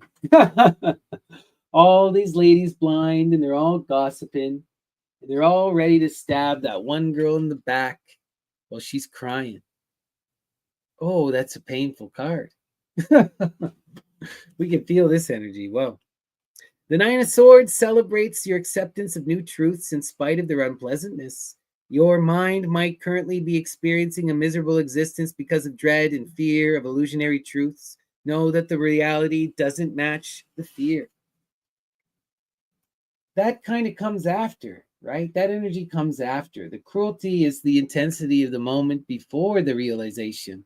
When you're in that deep frustration, overthinking to the absolute height. I mean, you can transform this energy into the 10. What do they got for the 10? That's interesting. Okay. The 10 of Swords. Okay. All of the swords tossed into the earth and a flower growing, almost like a grave. And all of these women thinking about the fight that had just occurred before, remembering. Interesting, interesting. The Ten of Swords recommends patience. Your loss was deliverance, and you shall now breathe in new air. Be cautious with people's feelings. They are not a puppet for you to toy with. Interesting. Again, I can see this, but that doesn't really, to me, tell you the essence of the Ten of Swords. The Ten of Swords is ruin. This is about breaking free of fear. It was really what we see in the cruelty. Interesting. Interesting. Okay, let's continue. All right, we got now the Page of Swords. Look at this, gentlemen. Beautiful, beautiful, beautiful, beautiful. The Page. Wow. Leaping after that bird with those ram horns, right? This dancing energy. The Page of Swords is a revolutionary. As such, he foretells a great shift in your perceptions. Reform your thinking and be flexible in your stance. Such is the way he advises that you take. The Page of Swords is certainly revolutionary energy, right? They come to bring truth and justice and see that seed planted in the earth, for they are the earth of air. That one I like. Very nice. Let's see. The Knight of Swords. The Knight of Swords. Okay. Wielding dual swords. Interesting. With all of those, with all kinds of blood around them. Time for great ambition and aspiration. The Knight of Swords came to inform you of your readiness. Gallop alongside him with decisiveness and fervor towards the accomplishment of your plans. The Knight of Swords to me is like, this is incel energy, the air of air, right? Totally disconnected from reality, totally caught up in overthinking, but capable of profound vision, but not much else. Interesting, this one. That we're ready for the conflict. I guess the youth does have that readiness to engage in the fight. That is kind of true. I can see it. Okay, I'm getting what they're getting at, right? The prince has that reckless energy, and then the swords are also that conflict energy. So this is a youth who's just steeped and ready to fight. Interesting. Interesting. All right. We got the Queen of Swords. The Queen of Swords, Athena energy, the water of air. All right. What do we got for the Queen of Swords here? Offering those flowers, offering all that energy to the air, right? Crying out to the air. And she's rising out of the earth and achieving that profound humanity as she strives up in divine imitation. That's beautiful. Really beautiful energy in this art. Wow. The Queen of Swords, austere and rigorous. The Queen of Swords, mature and stolid reason, shall assist you in making your difficult decisions. Rein your intellect with logic and rationality. Thus it shall not wander far from the true path. That hits very well. That hits very well. Beautiful. All right, we continue. All readings, if people want a reading, you have to send me a super chat, a super thanks, or sign up for a YouTube membership, and they won't occur until the very ending of our exploration here. So first we got to go through all of our cards. Then we're going to do a beautiful Saturn Square community reading. And then if anyone would like me to pull them a couple cards, you can send me a super chat, a super thanks, or sign up for a YouTube membership, and I'll give you a 3-card reading. Otherwise, if you would like a private reading, you can message me through email, snappydvts@gmail.com. Okay. So here we got the King of Swords. The King of Swords. Again, we're seeing them rising up from the earth. I really like that imagery. You know, wow. All this blood, though. Intense. The King of Swords symbolizes might and intellect. His presence in your spread prophetizes the appearance of a person of great charm and intelligence in your life. Wow. Great charm and intelligence. Yeah, certainly. But also conflict energy, right? The great debater, the one who is obsessed with understanding and the pursuit of truth and justice and knowledge. Fiery, passionate energy, driven energy, wise, but also reckless and intense, right? Let's see where this goes. Okay, next up, we're going to get into the Earth cards. And we start up with the Ace of Pentacles. The Ace of Pentacles. Oh, interesting art here. Interesting art here. I like it. This kind of ghost dragon, bone dragon, right? And our pentacle is haphazardly drawn, scraped upon the gold. And what do they say here? New things shall come your way. The Ace of Pentacles promises you novelty in your life, often in physical form. Perhaps a new place where you would feel welcome at home. Wow. New opportunities, new ideas, right? The root of the element of earth, calling us to take action and to build. Interesting. We continue. The Two of Pentacles, change. Change. All right. Interesting. Interesting. The blue and the red, almost a feminine-esque type of figure. The water and the fire. Wow, destructive energy here. But the water and the fire certainly bring radical change. And we see the coins scattered along the riverbed. Interesting. Where two roads diverge, you must only take one.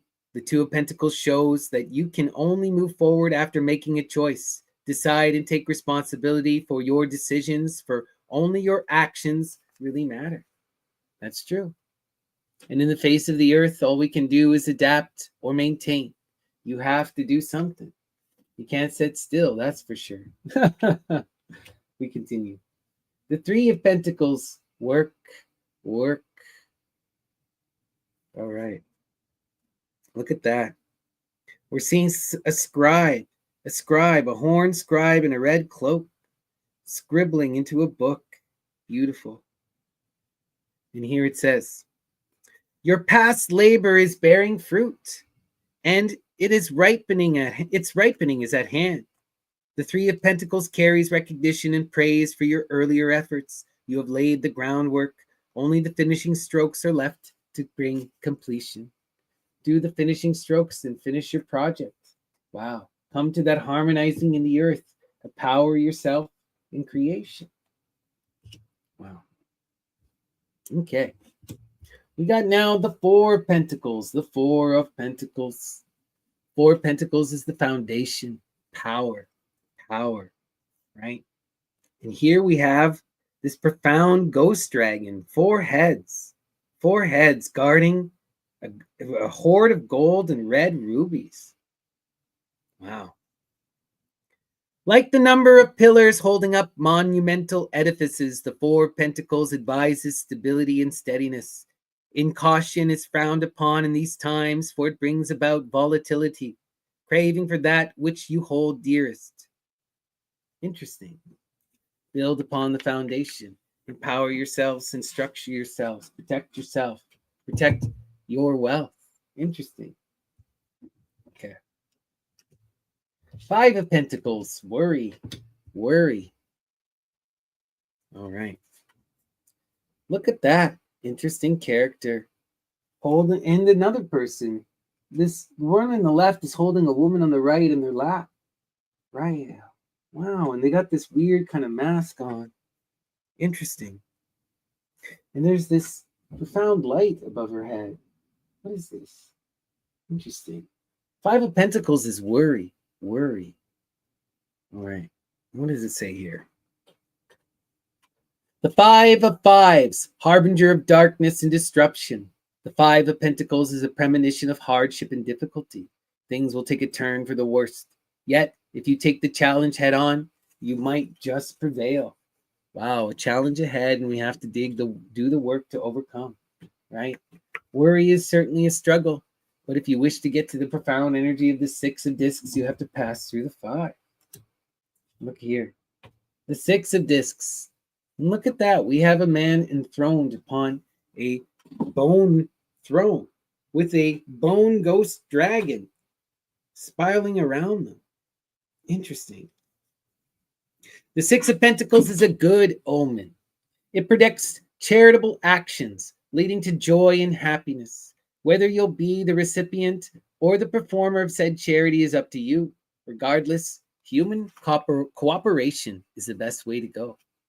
Cooperation is the best way, right? The Six always implies that mutual cooperation, co-interdependence. Beautiful. The Seven of Pentacles. The Seven of Pentacles. Interesting, right? Beautiful. Okay, what is the Seven of Pentacles here? We got this gambler. We've got this gambler, right? Interesting. This old hag. Wow. Wild, gnarly energy here. The Seven Pentacles is failure, right? Failure. Unable to build in the earth. But often, right, this failure is born of recklessness and distraction, not maintaining the energy that brought us success. If you're gambling away what you've built, you're certainly not in the energy of success. What do we got here? Hard work pays plentifully. Thus spoke the Seven of Pentacles. Be confident in your ability to tip the scales in your favor. Invest time and resource in your labor. Despair not, for afterwards reward and recognition shall come your way. Reward and recognition is on its way if you can take action now. Wow, beautiful, beautiful. The Eight of Pentacles. The Eight of Pentacles. Right? Prudent energy, the Lord of Prudence. But look at this figure, right? This depressed person standing on an archway looking up into the stars. And along the archway are her discs. And in her cave, she has these profound magical rubies. Interesting. The Eight of Pentacles, a portent of new opportunities. At times, it might seem as though one has learned all there is to their craft. The Eight of Pentacles urges you to rethink that position and be open to change and evolution, right? The development of mastery, true mastery and skill.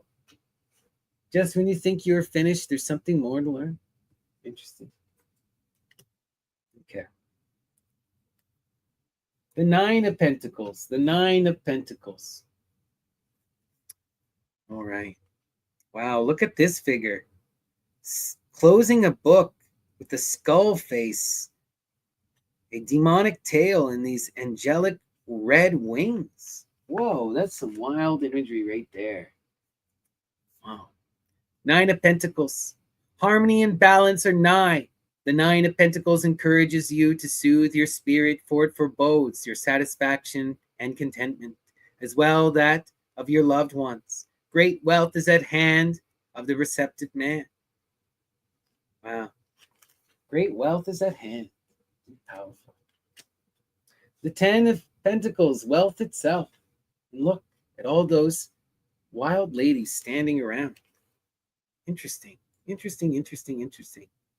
All horned, all robed red, piling their wealth together in the center. Family comes always first. The Ten of Pentacles tells tales of clannish family where understanding and empathy are law. A foundation for kinship and financial stability has been laid and shall soon come to fruition. Well, that's interesting. I've never read anything like that about family, law, and kinship with the 10. Clannish, whatever. Interesting. I mean, I guess the 10 is this profound coming together of community, the creation and development of something profound in the earth. So it could be that energy. I don't see why not. Interesting. Okay. The Page of Pentacles. The Page of Pentacles. Interesting. Wild, beautiful energy. Right? The page, the princess, holding that pentacle in front of their chest with these ghost dragons all around them, 3 of them, and a profound cup at their feet. And they're seated in kind of a, a childlike way on the floor. Interesting. Victory is often drawn from the Myers. The Page of Pentacles foretells great success ahead, but only if you cast your eyes otherwise. Calculate well for your ambition to manifest, and surely they shall. The Earth of Earth. Cultivate the earth, and you can empower yourself in action. You will. Beautiful. The Knight of Pentacles. The Knight of Pentacles. Look at this dude's face. Wow. With a powerful ghost dragon, the sun behind him wielding a wild sword. The Knight of Pentacles. Earthly insight from a new friend. The Knight of Pentacles' seasoned perception has discerned a new ally on the horizon. Follow their counsel. Could perchance assist in recognizing the truth of your purpose. Oh, that's interesting. New counsel, new people coming in to share with new ideas. New ideas being planted in the earth is always the purview of the prince. Kind of can see it. Interesting. Okay. Queen of Pentacles. Queen of Pentacles. Let's take a look here. Oh, look at her, eh? She's wild. All this dragon energy around her. Interesting, interesting, interesting. And 2 moons, 3 powerful bodies in the background there. What's that about? Interesting. The Queen of Pentacles brings felicity and contentment. Wealth and health are within reach. Pair your positivity and hope with patience and care. Neglect not your past, for within it lay wisdom nuggets overlooked. Wow. Wisdom nuggets overlooked. I want a wisdom nugget.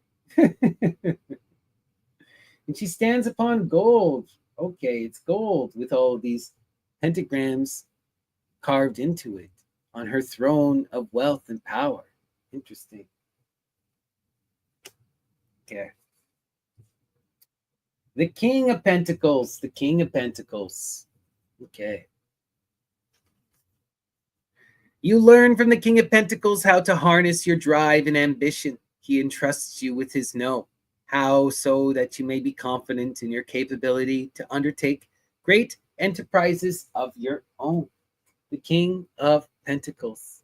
That's beautiful, right? Love it, love it, love it, love it. Look at him with that beautiful, powerful cape and that ridiculous beard. Interesting. Blue, gold, and red. All right. So now we come to some cards that are unique to this specific deck. Unique to this specific deck. Okay. And as such, I have not seen them talked about anywhere. I don't even think they're talked about in this particular book. This is kind of a weird deck in that regard. Okay, I'm going to flip through here and see if I can find. So the first card that we got, the next one is the Demiurge. The Demiurge, right? This is the Tyrant energy, Saturn energy. Wow. It's a beautiful card. A beautiful card, right? But what do we got? What does this book have to tell us about this Demiurge energy? And it doesn't look like it has anything to tell us. Which is just so weird to me. Why would you include a card and not give it an explanation? Yeah. Unless it's... No, it's all in Chinese. So we have 2 cards without explanation. So it requires us to use our intuition based upon the title and upon the imagery. Saturnian imagery for sure, the demiurge, the Zeus energy, right? The force that controls us and binds us to the law, right? In the Gnostic faith, this was the energy that you had to overthrow in order to empower yourself and move beyond, right? In the great Greek stories, the demiurge was always the one who was castrated and displaced by his son. First, it's Uranos, is the demiurge who gets castrated and displaced by Kronos, who then gets castrated and displaced by Zeus, who then has his head blown apart by his daughter Athena, who's supposed to displace him in some of the stories. Though in other stories, he's said to be Symplegades or Symplegado with Apollo. They share the same power and they are the same energy. Anyway, complicated energy, complicated idea, the demiurge. I don't know why they didn't tell us anything in this little book. So, wow. But I like this color. I like this art. I like this art a lot. Okay. And then our last card here, we have light. Light. How beautiful is that? How beautiful is that? Light. You know, this seems to me the goddess, right? The opposite of the demiurge, the divine feminine, the true hidden light. So this would be the primordial great mother energy, the hidden light in the womb, right? Primordial chaos. Wow, wow, wow, wow, wow. That's beautiful stuff. Beautiful stuff. But again, so after going through this and looking through all of this deck, I'm really impressed with the art. Truly impressed with the art. Really impressed with the packaging, the quality of the cards. Everything about that is solid 9 out of 10, right? Even this book itself, the quality of the book, very, very good for normally what you receive in one of these tarot decks. But I got to be honest, what's written in the book is kind of mediocre at best, especially by the time we get to the minor arcana. A lot of these become very basic and almost kind of not helpful. And then I'm just very disappointed in the fact that we have two cards that have no description. Nowhere in the deck are they discussed. Nowhere are they highlighted. I just find that really odd. And then I'm also truly disappointed that the artist and creator is not discussed in any of this. I flipped through the book. I've gone through this. I tried to look on the website. And I am not sure who created this deck. Only that this is a reprinting. When I look on the back here, it says, Four Worlds Tarot 2nd edition, reprinted in China in 2025 with 1,500 decks. You know, and it's a continuing the legacy of one from Odessa, which was limited to 500 decks. So this was originally a Russian tarot card. Okay, interesting. I'll have to do some more research, but it seems like a Chinese company bought this really beautiful deck and re-released it, and that's beautiful. I'm glad that they did, but I wish we would have gotten a little bit more about the deck. I want to know who this creator is. I want to know their intentions. I really believe that this is a beautiful deck, and that would have been really helpful to have. You know, at least give them credit. But yeah, I'll have to go do some digging. But I like this deck a lot. Please, guys, give me some comments and let me know what you guys thought. Is this something that would interest you? This kind of Four Worlds tarot deck, you know? I thought it was beautiful. I thought it was beautiful. And we're now going to do a group Saturn Square reading with the deck to have some fun here. But before we do the reading, of course, we're going to have to shuffle our deck up, put it back all into order. And if anyone would like me to pull them a couple cards with this brand new, beautiful deck, please send me a super chat, a super thanks, or sign up for a YouTube membership. So first up, what we're going to do is we're going to separate all our cards into a couple piles. This is something I love to do with every single new deck that I get, and I always encourage everyone, is to make sure that you're touching all of your cards and that you're imparting love and wisdom and you're inviting the muses. or whatever spirits that you engage with into your deck. So what I love to do is I take the cards and just stack them into 4 piles. And we invoke Apollo and the Muses, Dionysus and the Nymphy, and ask them to shine over our cards, to empower them and enlighten them, and to help inspire us in our readings going forward. Cleanse this energy, shine your light. We want to make sure that we're shuffling our cards really, really well, and that each of these cards is feeling our connection, that they're becoming connected to us. I really do find that tarot decks, they take on a certain kind of color when you start to use them for a long period of time, right? When you become engaged with them.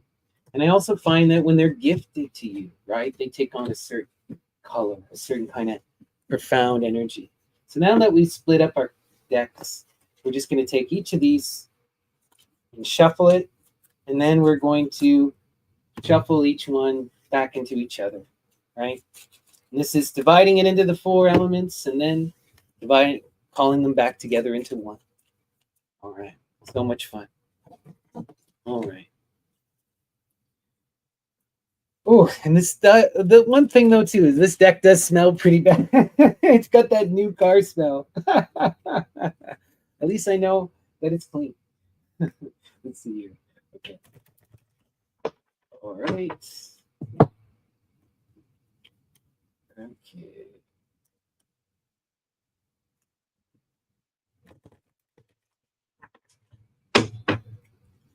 All right. And lastly, we'll take these 2 piles. All right. Now let us do our community reading. And once again, if anyone wants me to pull them a couple cards, send me a super chat, super thanks, or sign up for a YouTube membership. And let's invoke Apollo and the Muses and ask them to shine their light upon us, to guide us throughout our day, and to help us to realize the beauty of our dreams. What is the message? Muses. All right. 6 of Swords in our center to start our reading. Beautiful energy, profound reason, right? Love it, love it. The reason energy is such beautiful energy, coming together in that profound understanding, learning to share in perspective and to be empowered in flow, to approach life with that understanding that allows us to be without fear, so we can move in a steady way where we're still protecting ourselves, but are not blocked or doubting. Beautiful, beautiful, beautiful, right? And it's that communal understanding where everyone's sharing in a greater perspective, one born and cultivated in the earth through the frameworks of science. Beautiful. Thank you so much, Mother Rhea, for the donation. Much love to you. And I will pull you 3 cards after this reading. All right, let's see. 4 of Wands. Completion. Look at that. We can come to profound sense of reason when we learn to recognize ourselves. The energy of the 4 of Wands is profound. It's the learning to truly accept oneself, to embrace oneself, to be on that plateau where we can start to cultivate, to truly create, and to see what we want and where we need to go, right? This is the energy that is that foundational understanding. It's the image of the self. Often people are comfortable, right, in this energy. You'll meet these people throughout your life who go, I know what I wish to do and who I wish to be, and I will become it one day. And they're just comfortable in the idea. They're comfortable in the seeing and the recognition of what they wish for, and they never go to achieve it. But this is a powerful foundation, though. You can either stay in that comfort, or you can use it to be that foundation upon which you build. Strive to be your best, beautiful self. Wow. Let's see. The 5 of Swords. The 5 of Swords. Defeat. Struggling to understand and to be understood. Putting our energy out there. Moving beyond the 4 of Truths and struggling to come to profound science, right? Look at this. We come to understanding when we accept ourselves, and we accept where we wish to go and what we wish to be, and we are willing to do the work to learn. Science is cultivated, reason is cultivated when we empower ourselves in that energy of striving to overcome the four, of doing the hard work of study, of engaging, writing the essay, writing the equations, doing what's necessary to be understood and to understand. Oh, look at that. The Queen of Swords. The Queen of Swords. The Queen of Swords is beautiful, right? She is the air of water, or the water of air. The one who strives for the heights of the ideal, who seeks knowledge and wisdom through her own means by her own effort. And then she takes that knowledge and she shares it in loving flow, right? And look at this. When we can accept ourselves and we can truly struggle to pursue wisdom, we will become our best self. That powerful goddess, that powerful feminine who pursues knowledge and understanding through her own means. And she gains that profound wisdom. She comes to profound knowledge. She cultivates that energy. Beautiful. Wow. Strength, Lady Babylon, power of lust, right? This is powerful energy. It calls you to manifest the masculine and the feminine in the heights of the ideal, to empower yourself in your will, to endure, to have the strength to overcome. Look, if you wish to be your beautiful self, you have to have that passionate energy to create her. If you wish to gain wisdom, you have to fight to understand. This is the strength that'll lead you. All of this can come, but it won't come easy. You must have the strength and the effort to do it, to persevere and to gain. Wow. Powerful, powerful energy there. And next we have the Page of Pentacles. The Page of Pentacles is the Princess of Earth, the Page of Earth, the Earth of Earth, right? They're the harmonizing of the heavens and the earth, the divine child to come, power, potential, destiny, and motion. And this energy in the earth is the page in their most natural, connected to nature, in their most instinctual, the energy of Artemis, capable of profound building and structure and creation, but ultimately struggling with understanding, struggling with the other elements. And there's this energy here where the queen, right? She finds her strength and her empowerment when she is teaching that next generation, right? And the Earth of Earth, the Princess of Earth, the Page of Earth, this is the youth who struggles the most in the air. They're that practical energy that doesn't want to gain wisdom. And here she is, struggling to teach her, going through that energy.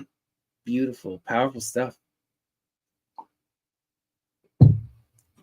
Okay. The Two of Pentacles, change in the earth. What is all this about? Why do we need to gain wisdom? Why are we becoming that beautiful queen? Because it's all about learning to overcome and adapt, learning to transform in the earth, learning to take the right path, to make a decision and empower ourselves. The change is such intense energy. And in the face of change, all we can do is adapt or maintain. But you must do something. You must do something. And look, this is telling you, pursue wisdom, and wisdom will show you the right way. Be that beautiful, loving queen who uplifts those around her and has the strength to be informed. You don't need to just take one of these paths willy-nilly. You know, you can empower yourself in your action. You can adapt and overcome. Build upon that too. And look at that. Look. The King of Cups, the romantic knight, that beautiful lover, right? The one who wishes to share their cup in loving flow, to manifest community and harmony. And this is beautiful. This is beautiful, right? That page is connected. That princess is connected to the king. He's coming to protect and uplift her, you know? And the king and the queen are connected through the strength and through this becoming of the self.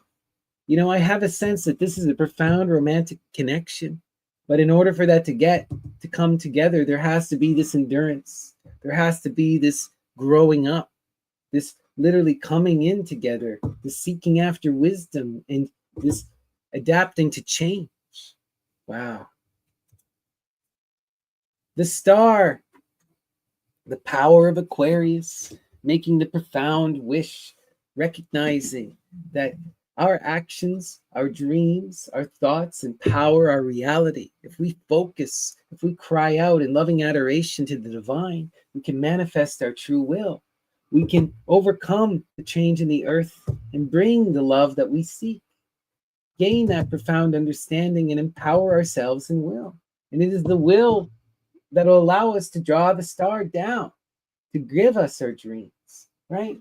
Wow, wow, wow, wow, wow. And it's the five of understanding that takes you to the pursuit of the air. This is really, really, really beautiful energy. The mother and child striving to bring the father home. But to bring that energy in, they have to come to profound wisdom.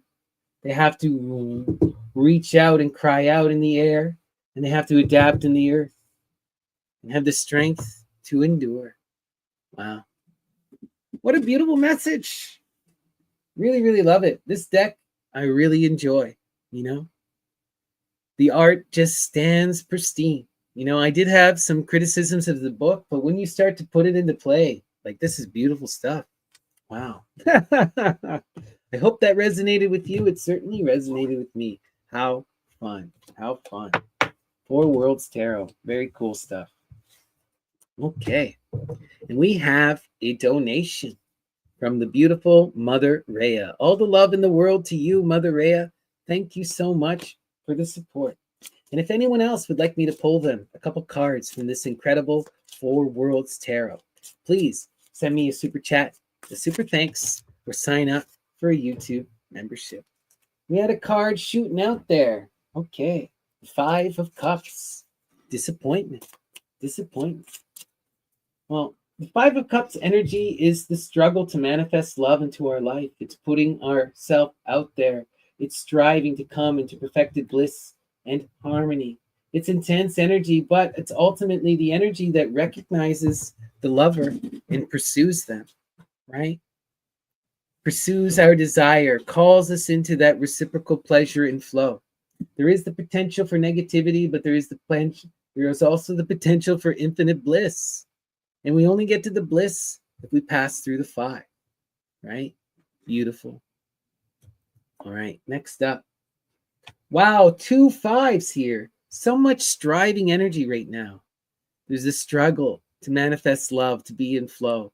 And now there's the struggle to manifest security and success, to be sustained in the earth, right? Wow, wow, wow, wow. There's so much frustration here and so much fear.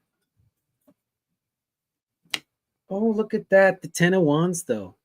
The Ten of Wands, the completing of the cycle in the fire. Look at this, though. This is different. The Ten of Wands tells me that this is a breaking of chains moment. Yeah, this is a frustrating energy. You're struggling to manifest, but this is an empowerment and will. This is an accepting the moment you're finding yourself in and doing what is necessary. This is really, really powerful energy, right? Because the 10 is the breaking free of expectation, the breaking free of all bonds, the empowering oneself in the will and coming to loving acceptance. You recognize the struggle and you approach it head on. You want love and you want empowerment in the earth, and you're doing what you need to get it. That's powerful. That's beautiful. Invoke that will. You have so much power here. Take that back to the root. Empower yourself in action and utilize this energy to complete these cycles, to push through the heavinesses of the five. But if you can face this energy head on and push, they will become the empowered six. You're doing the work that is necessary. It is a struggle, but it's also a profound realization and acceptance, a profound willingness to do what is necessary and to face this energy head on. That's powerful. That's beautiful. Wow. Absolutely love it. I hope that resonated with you, Mother Rhea. How powerful. Beautiful. All right. If anyone else would like me to pull them a couple cards, now is your last chance. Would anyone else like a reading from the amazing Four Worlds Tarot? This was so fun. And we're going to take a look once more at this beautiful website here. Let me bring it up. Where was it? It was the US Star Wheel. If you guys wish to get the Four Worlds Tarot, let me bring up the website here. I don't know why that closed on me. Okay, here we go. So if you wish to purchase the Four Wheel Worlds Tarot, this is the one that I got. You can get it from the Star Wheel website here. It's currently on sale. Really, really beautiful deck. Really, really beautiful deck. You know, I'm going to have to do some digging to find out more about this deck, but it appears to be a Russian reprint of a deck from 2021. And I really want to know who the artist is. I don't know why this particular reprint doesn't credit anyone. That's really going to just be, it's going to stick in my craw. We have to create this beautiful artist, because this deck is wild. And I want to know their thoughts on that Demi-Urge and the light card. But awesome. Thank you guys for joining me. This was a lot of fun. And, oh, we got a donation here. Amazing. Right when I was about to pack up. Thank you so much, Mother Panda. I really appreciate your support. Truly, much love to you. And we will pull you a couple cards from the Four Worlds Tarot. All right, let's see here. Follow the muses. Shine your light upon Mother Panda. Guide them throughout their day and help them to realize the beauty of their dreams. Follow the muses. What is the empowering and inspiring message for Mother Panda? Let's take a look. Okay.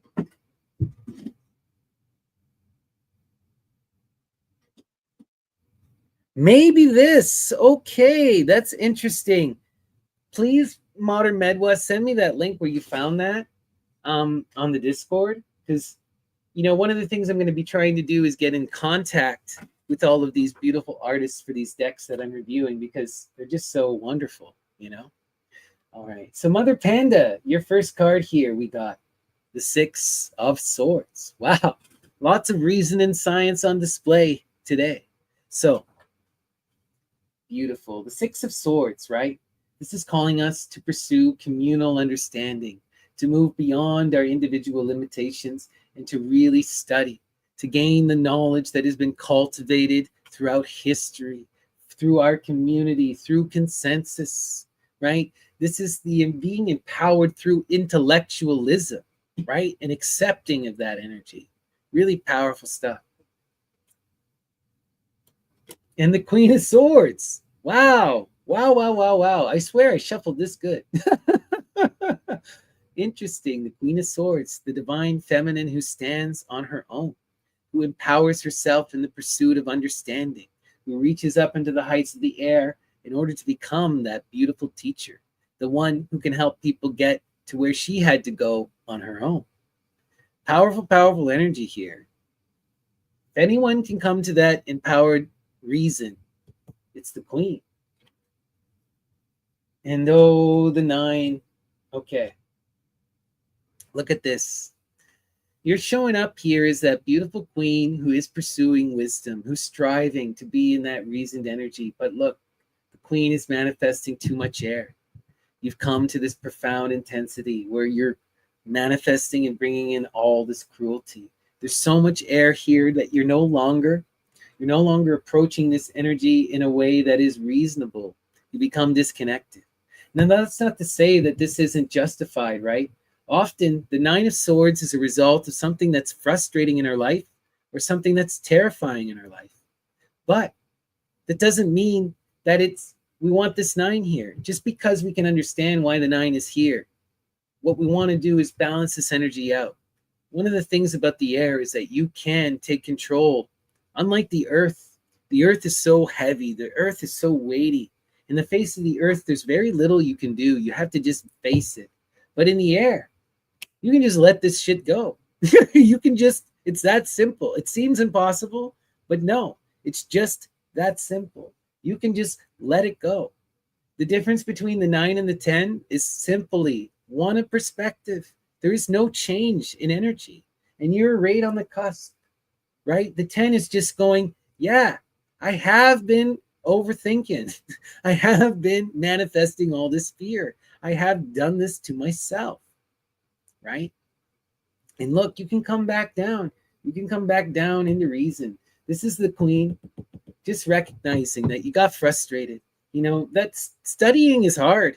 Coming to understand shit is hard. It's so easy to fall into the 9, right? The true, beautiful, wise person is the one who can recognize that frustration and take it down, cultivate it, empower it in action, right? That Buddha magic is the ability to recognize our emotions and let them go, right? And we can. This is the thing with the air and the water. You can let this energy go. You can. It's all about empowering yourself in wisdom, knowing yourself, knowing your triggers, knowing who you are. You're the Queen of Swords here, the water of air. If there's anything you can control, it's the air and the water, right? You just have to engage them. The Queen can also easily be overwhelmed by those energies as much as she can control them.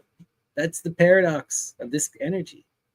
So empower yourself in this moment. Recognize that there's a need to be in control of those energies, to not let yourself be in this fearful emotional state, but to be in this reasoned state. And all it takes is a shift in perspective. And you are that beautiful, wise woman. Make the shift. That's it. It's that easy. It's that easy. Beautiful. All right. Thank you so much. Thank you so much, Mother Panda. Much love to you. I hope that resonated. And thank you for the support. All right. And thank you, everyone, for watching. This has been our deep dive into the Four Worlds Tarot. I have to admit, when I got this Four Worlds Tarot, I was a bit skeptical. I wasn't sure, right? On one hand, this is a really awesome box. This is really high quality, right? But then I couldn't find anything about it. No artists, no information. But I'm really impressed. I'm really impressed. This is a high quality deck. And while the book is a little bit vague and a little bit poetic, overall, lovely, lovely stuff. I just got to figure out who that beautiful artist is. And I want to know what the nature of the demiurge and the light cards are. But this was fun. Thank you guys for watching. I hope you enjoyed it. And if you do like this deck, you can go purchase it from US Star Wheel. The link is in the description. And I hope I will see you guys later on this evening when we do our evening adoration to the muses. Well, thank you guys again. And a special thanks to everyone who donated. Much love to Mother Panda and to Mother Rhea. And here we're going to go say goodbye, and I'll see you guys soon. Enjoy the music. Until next time, take care.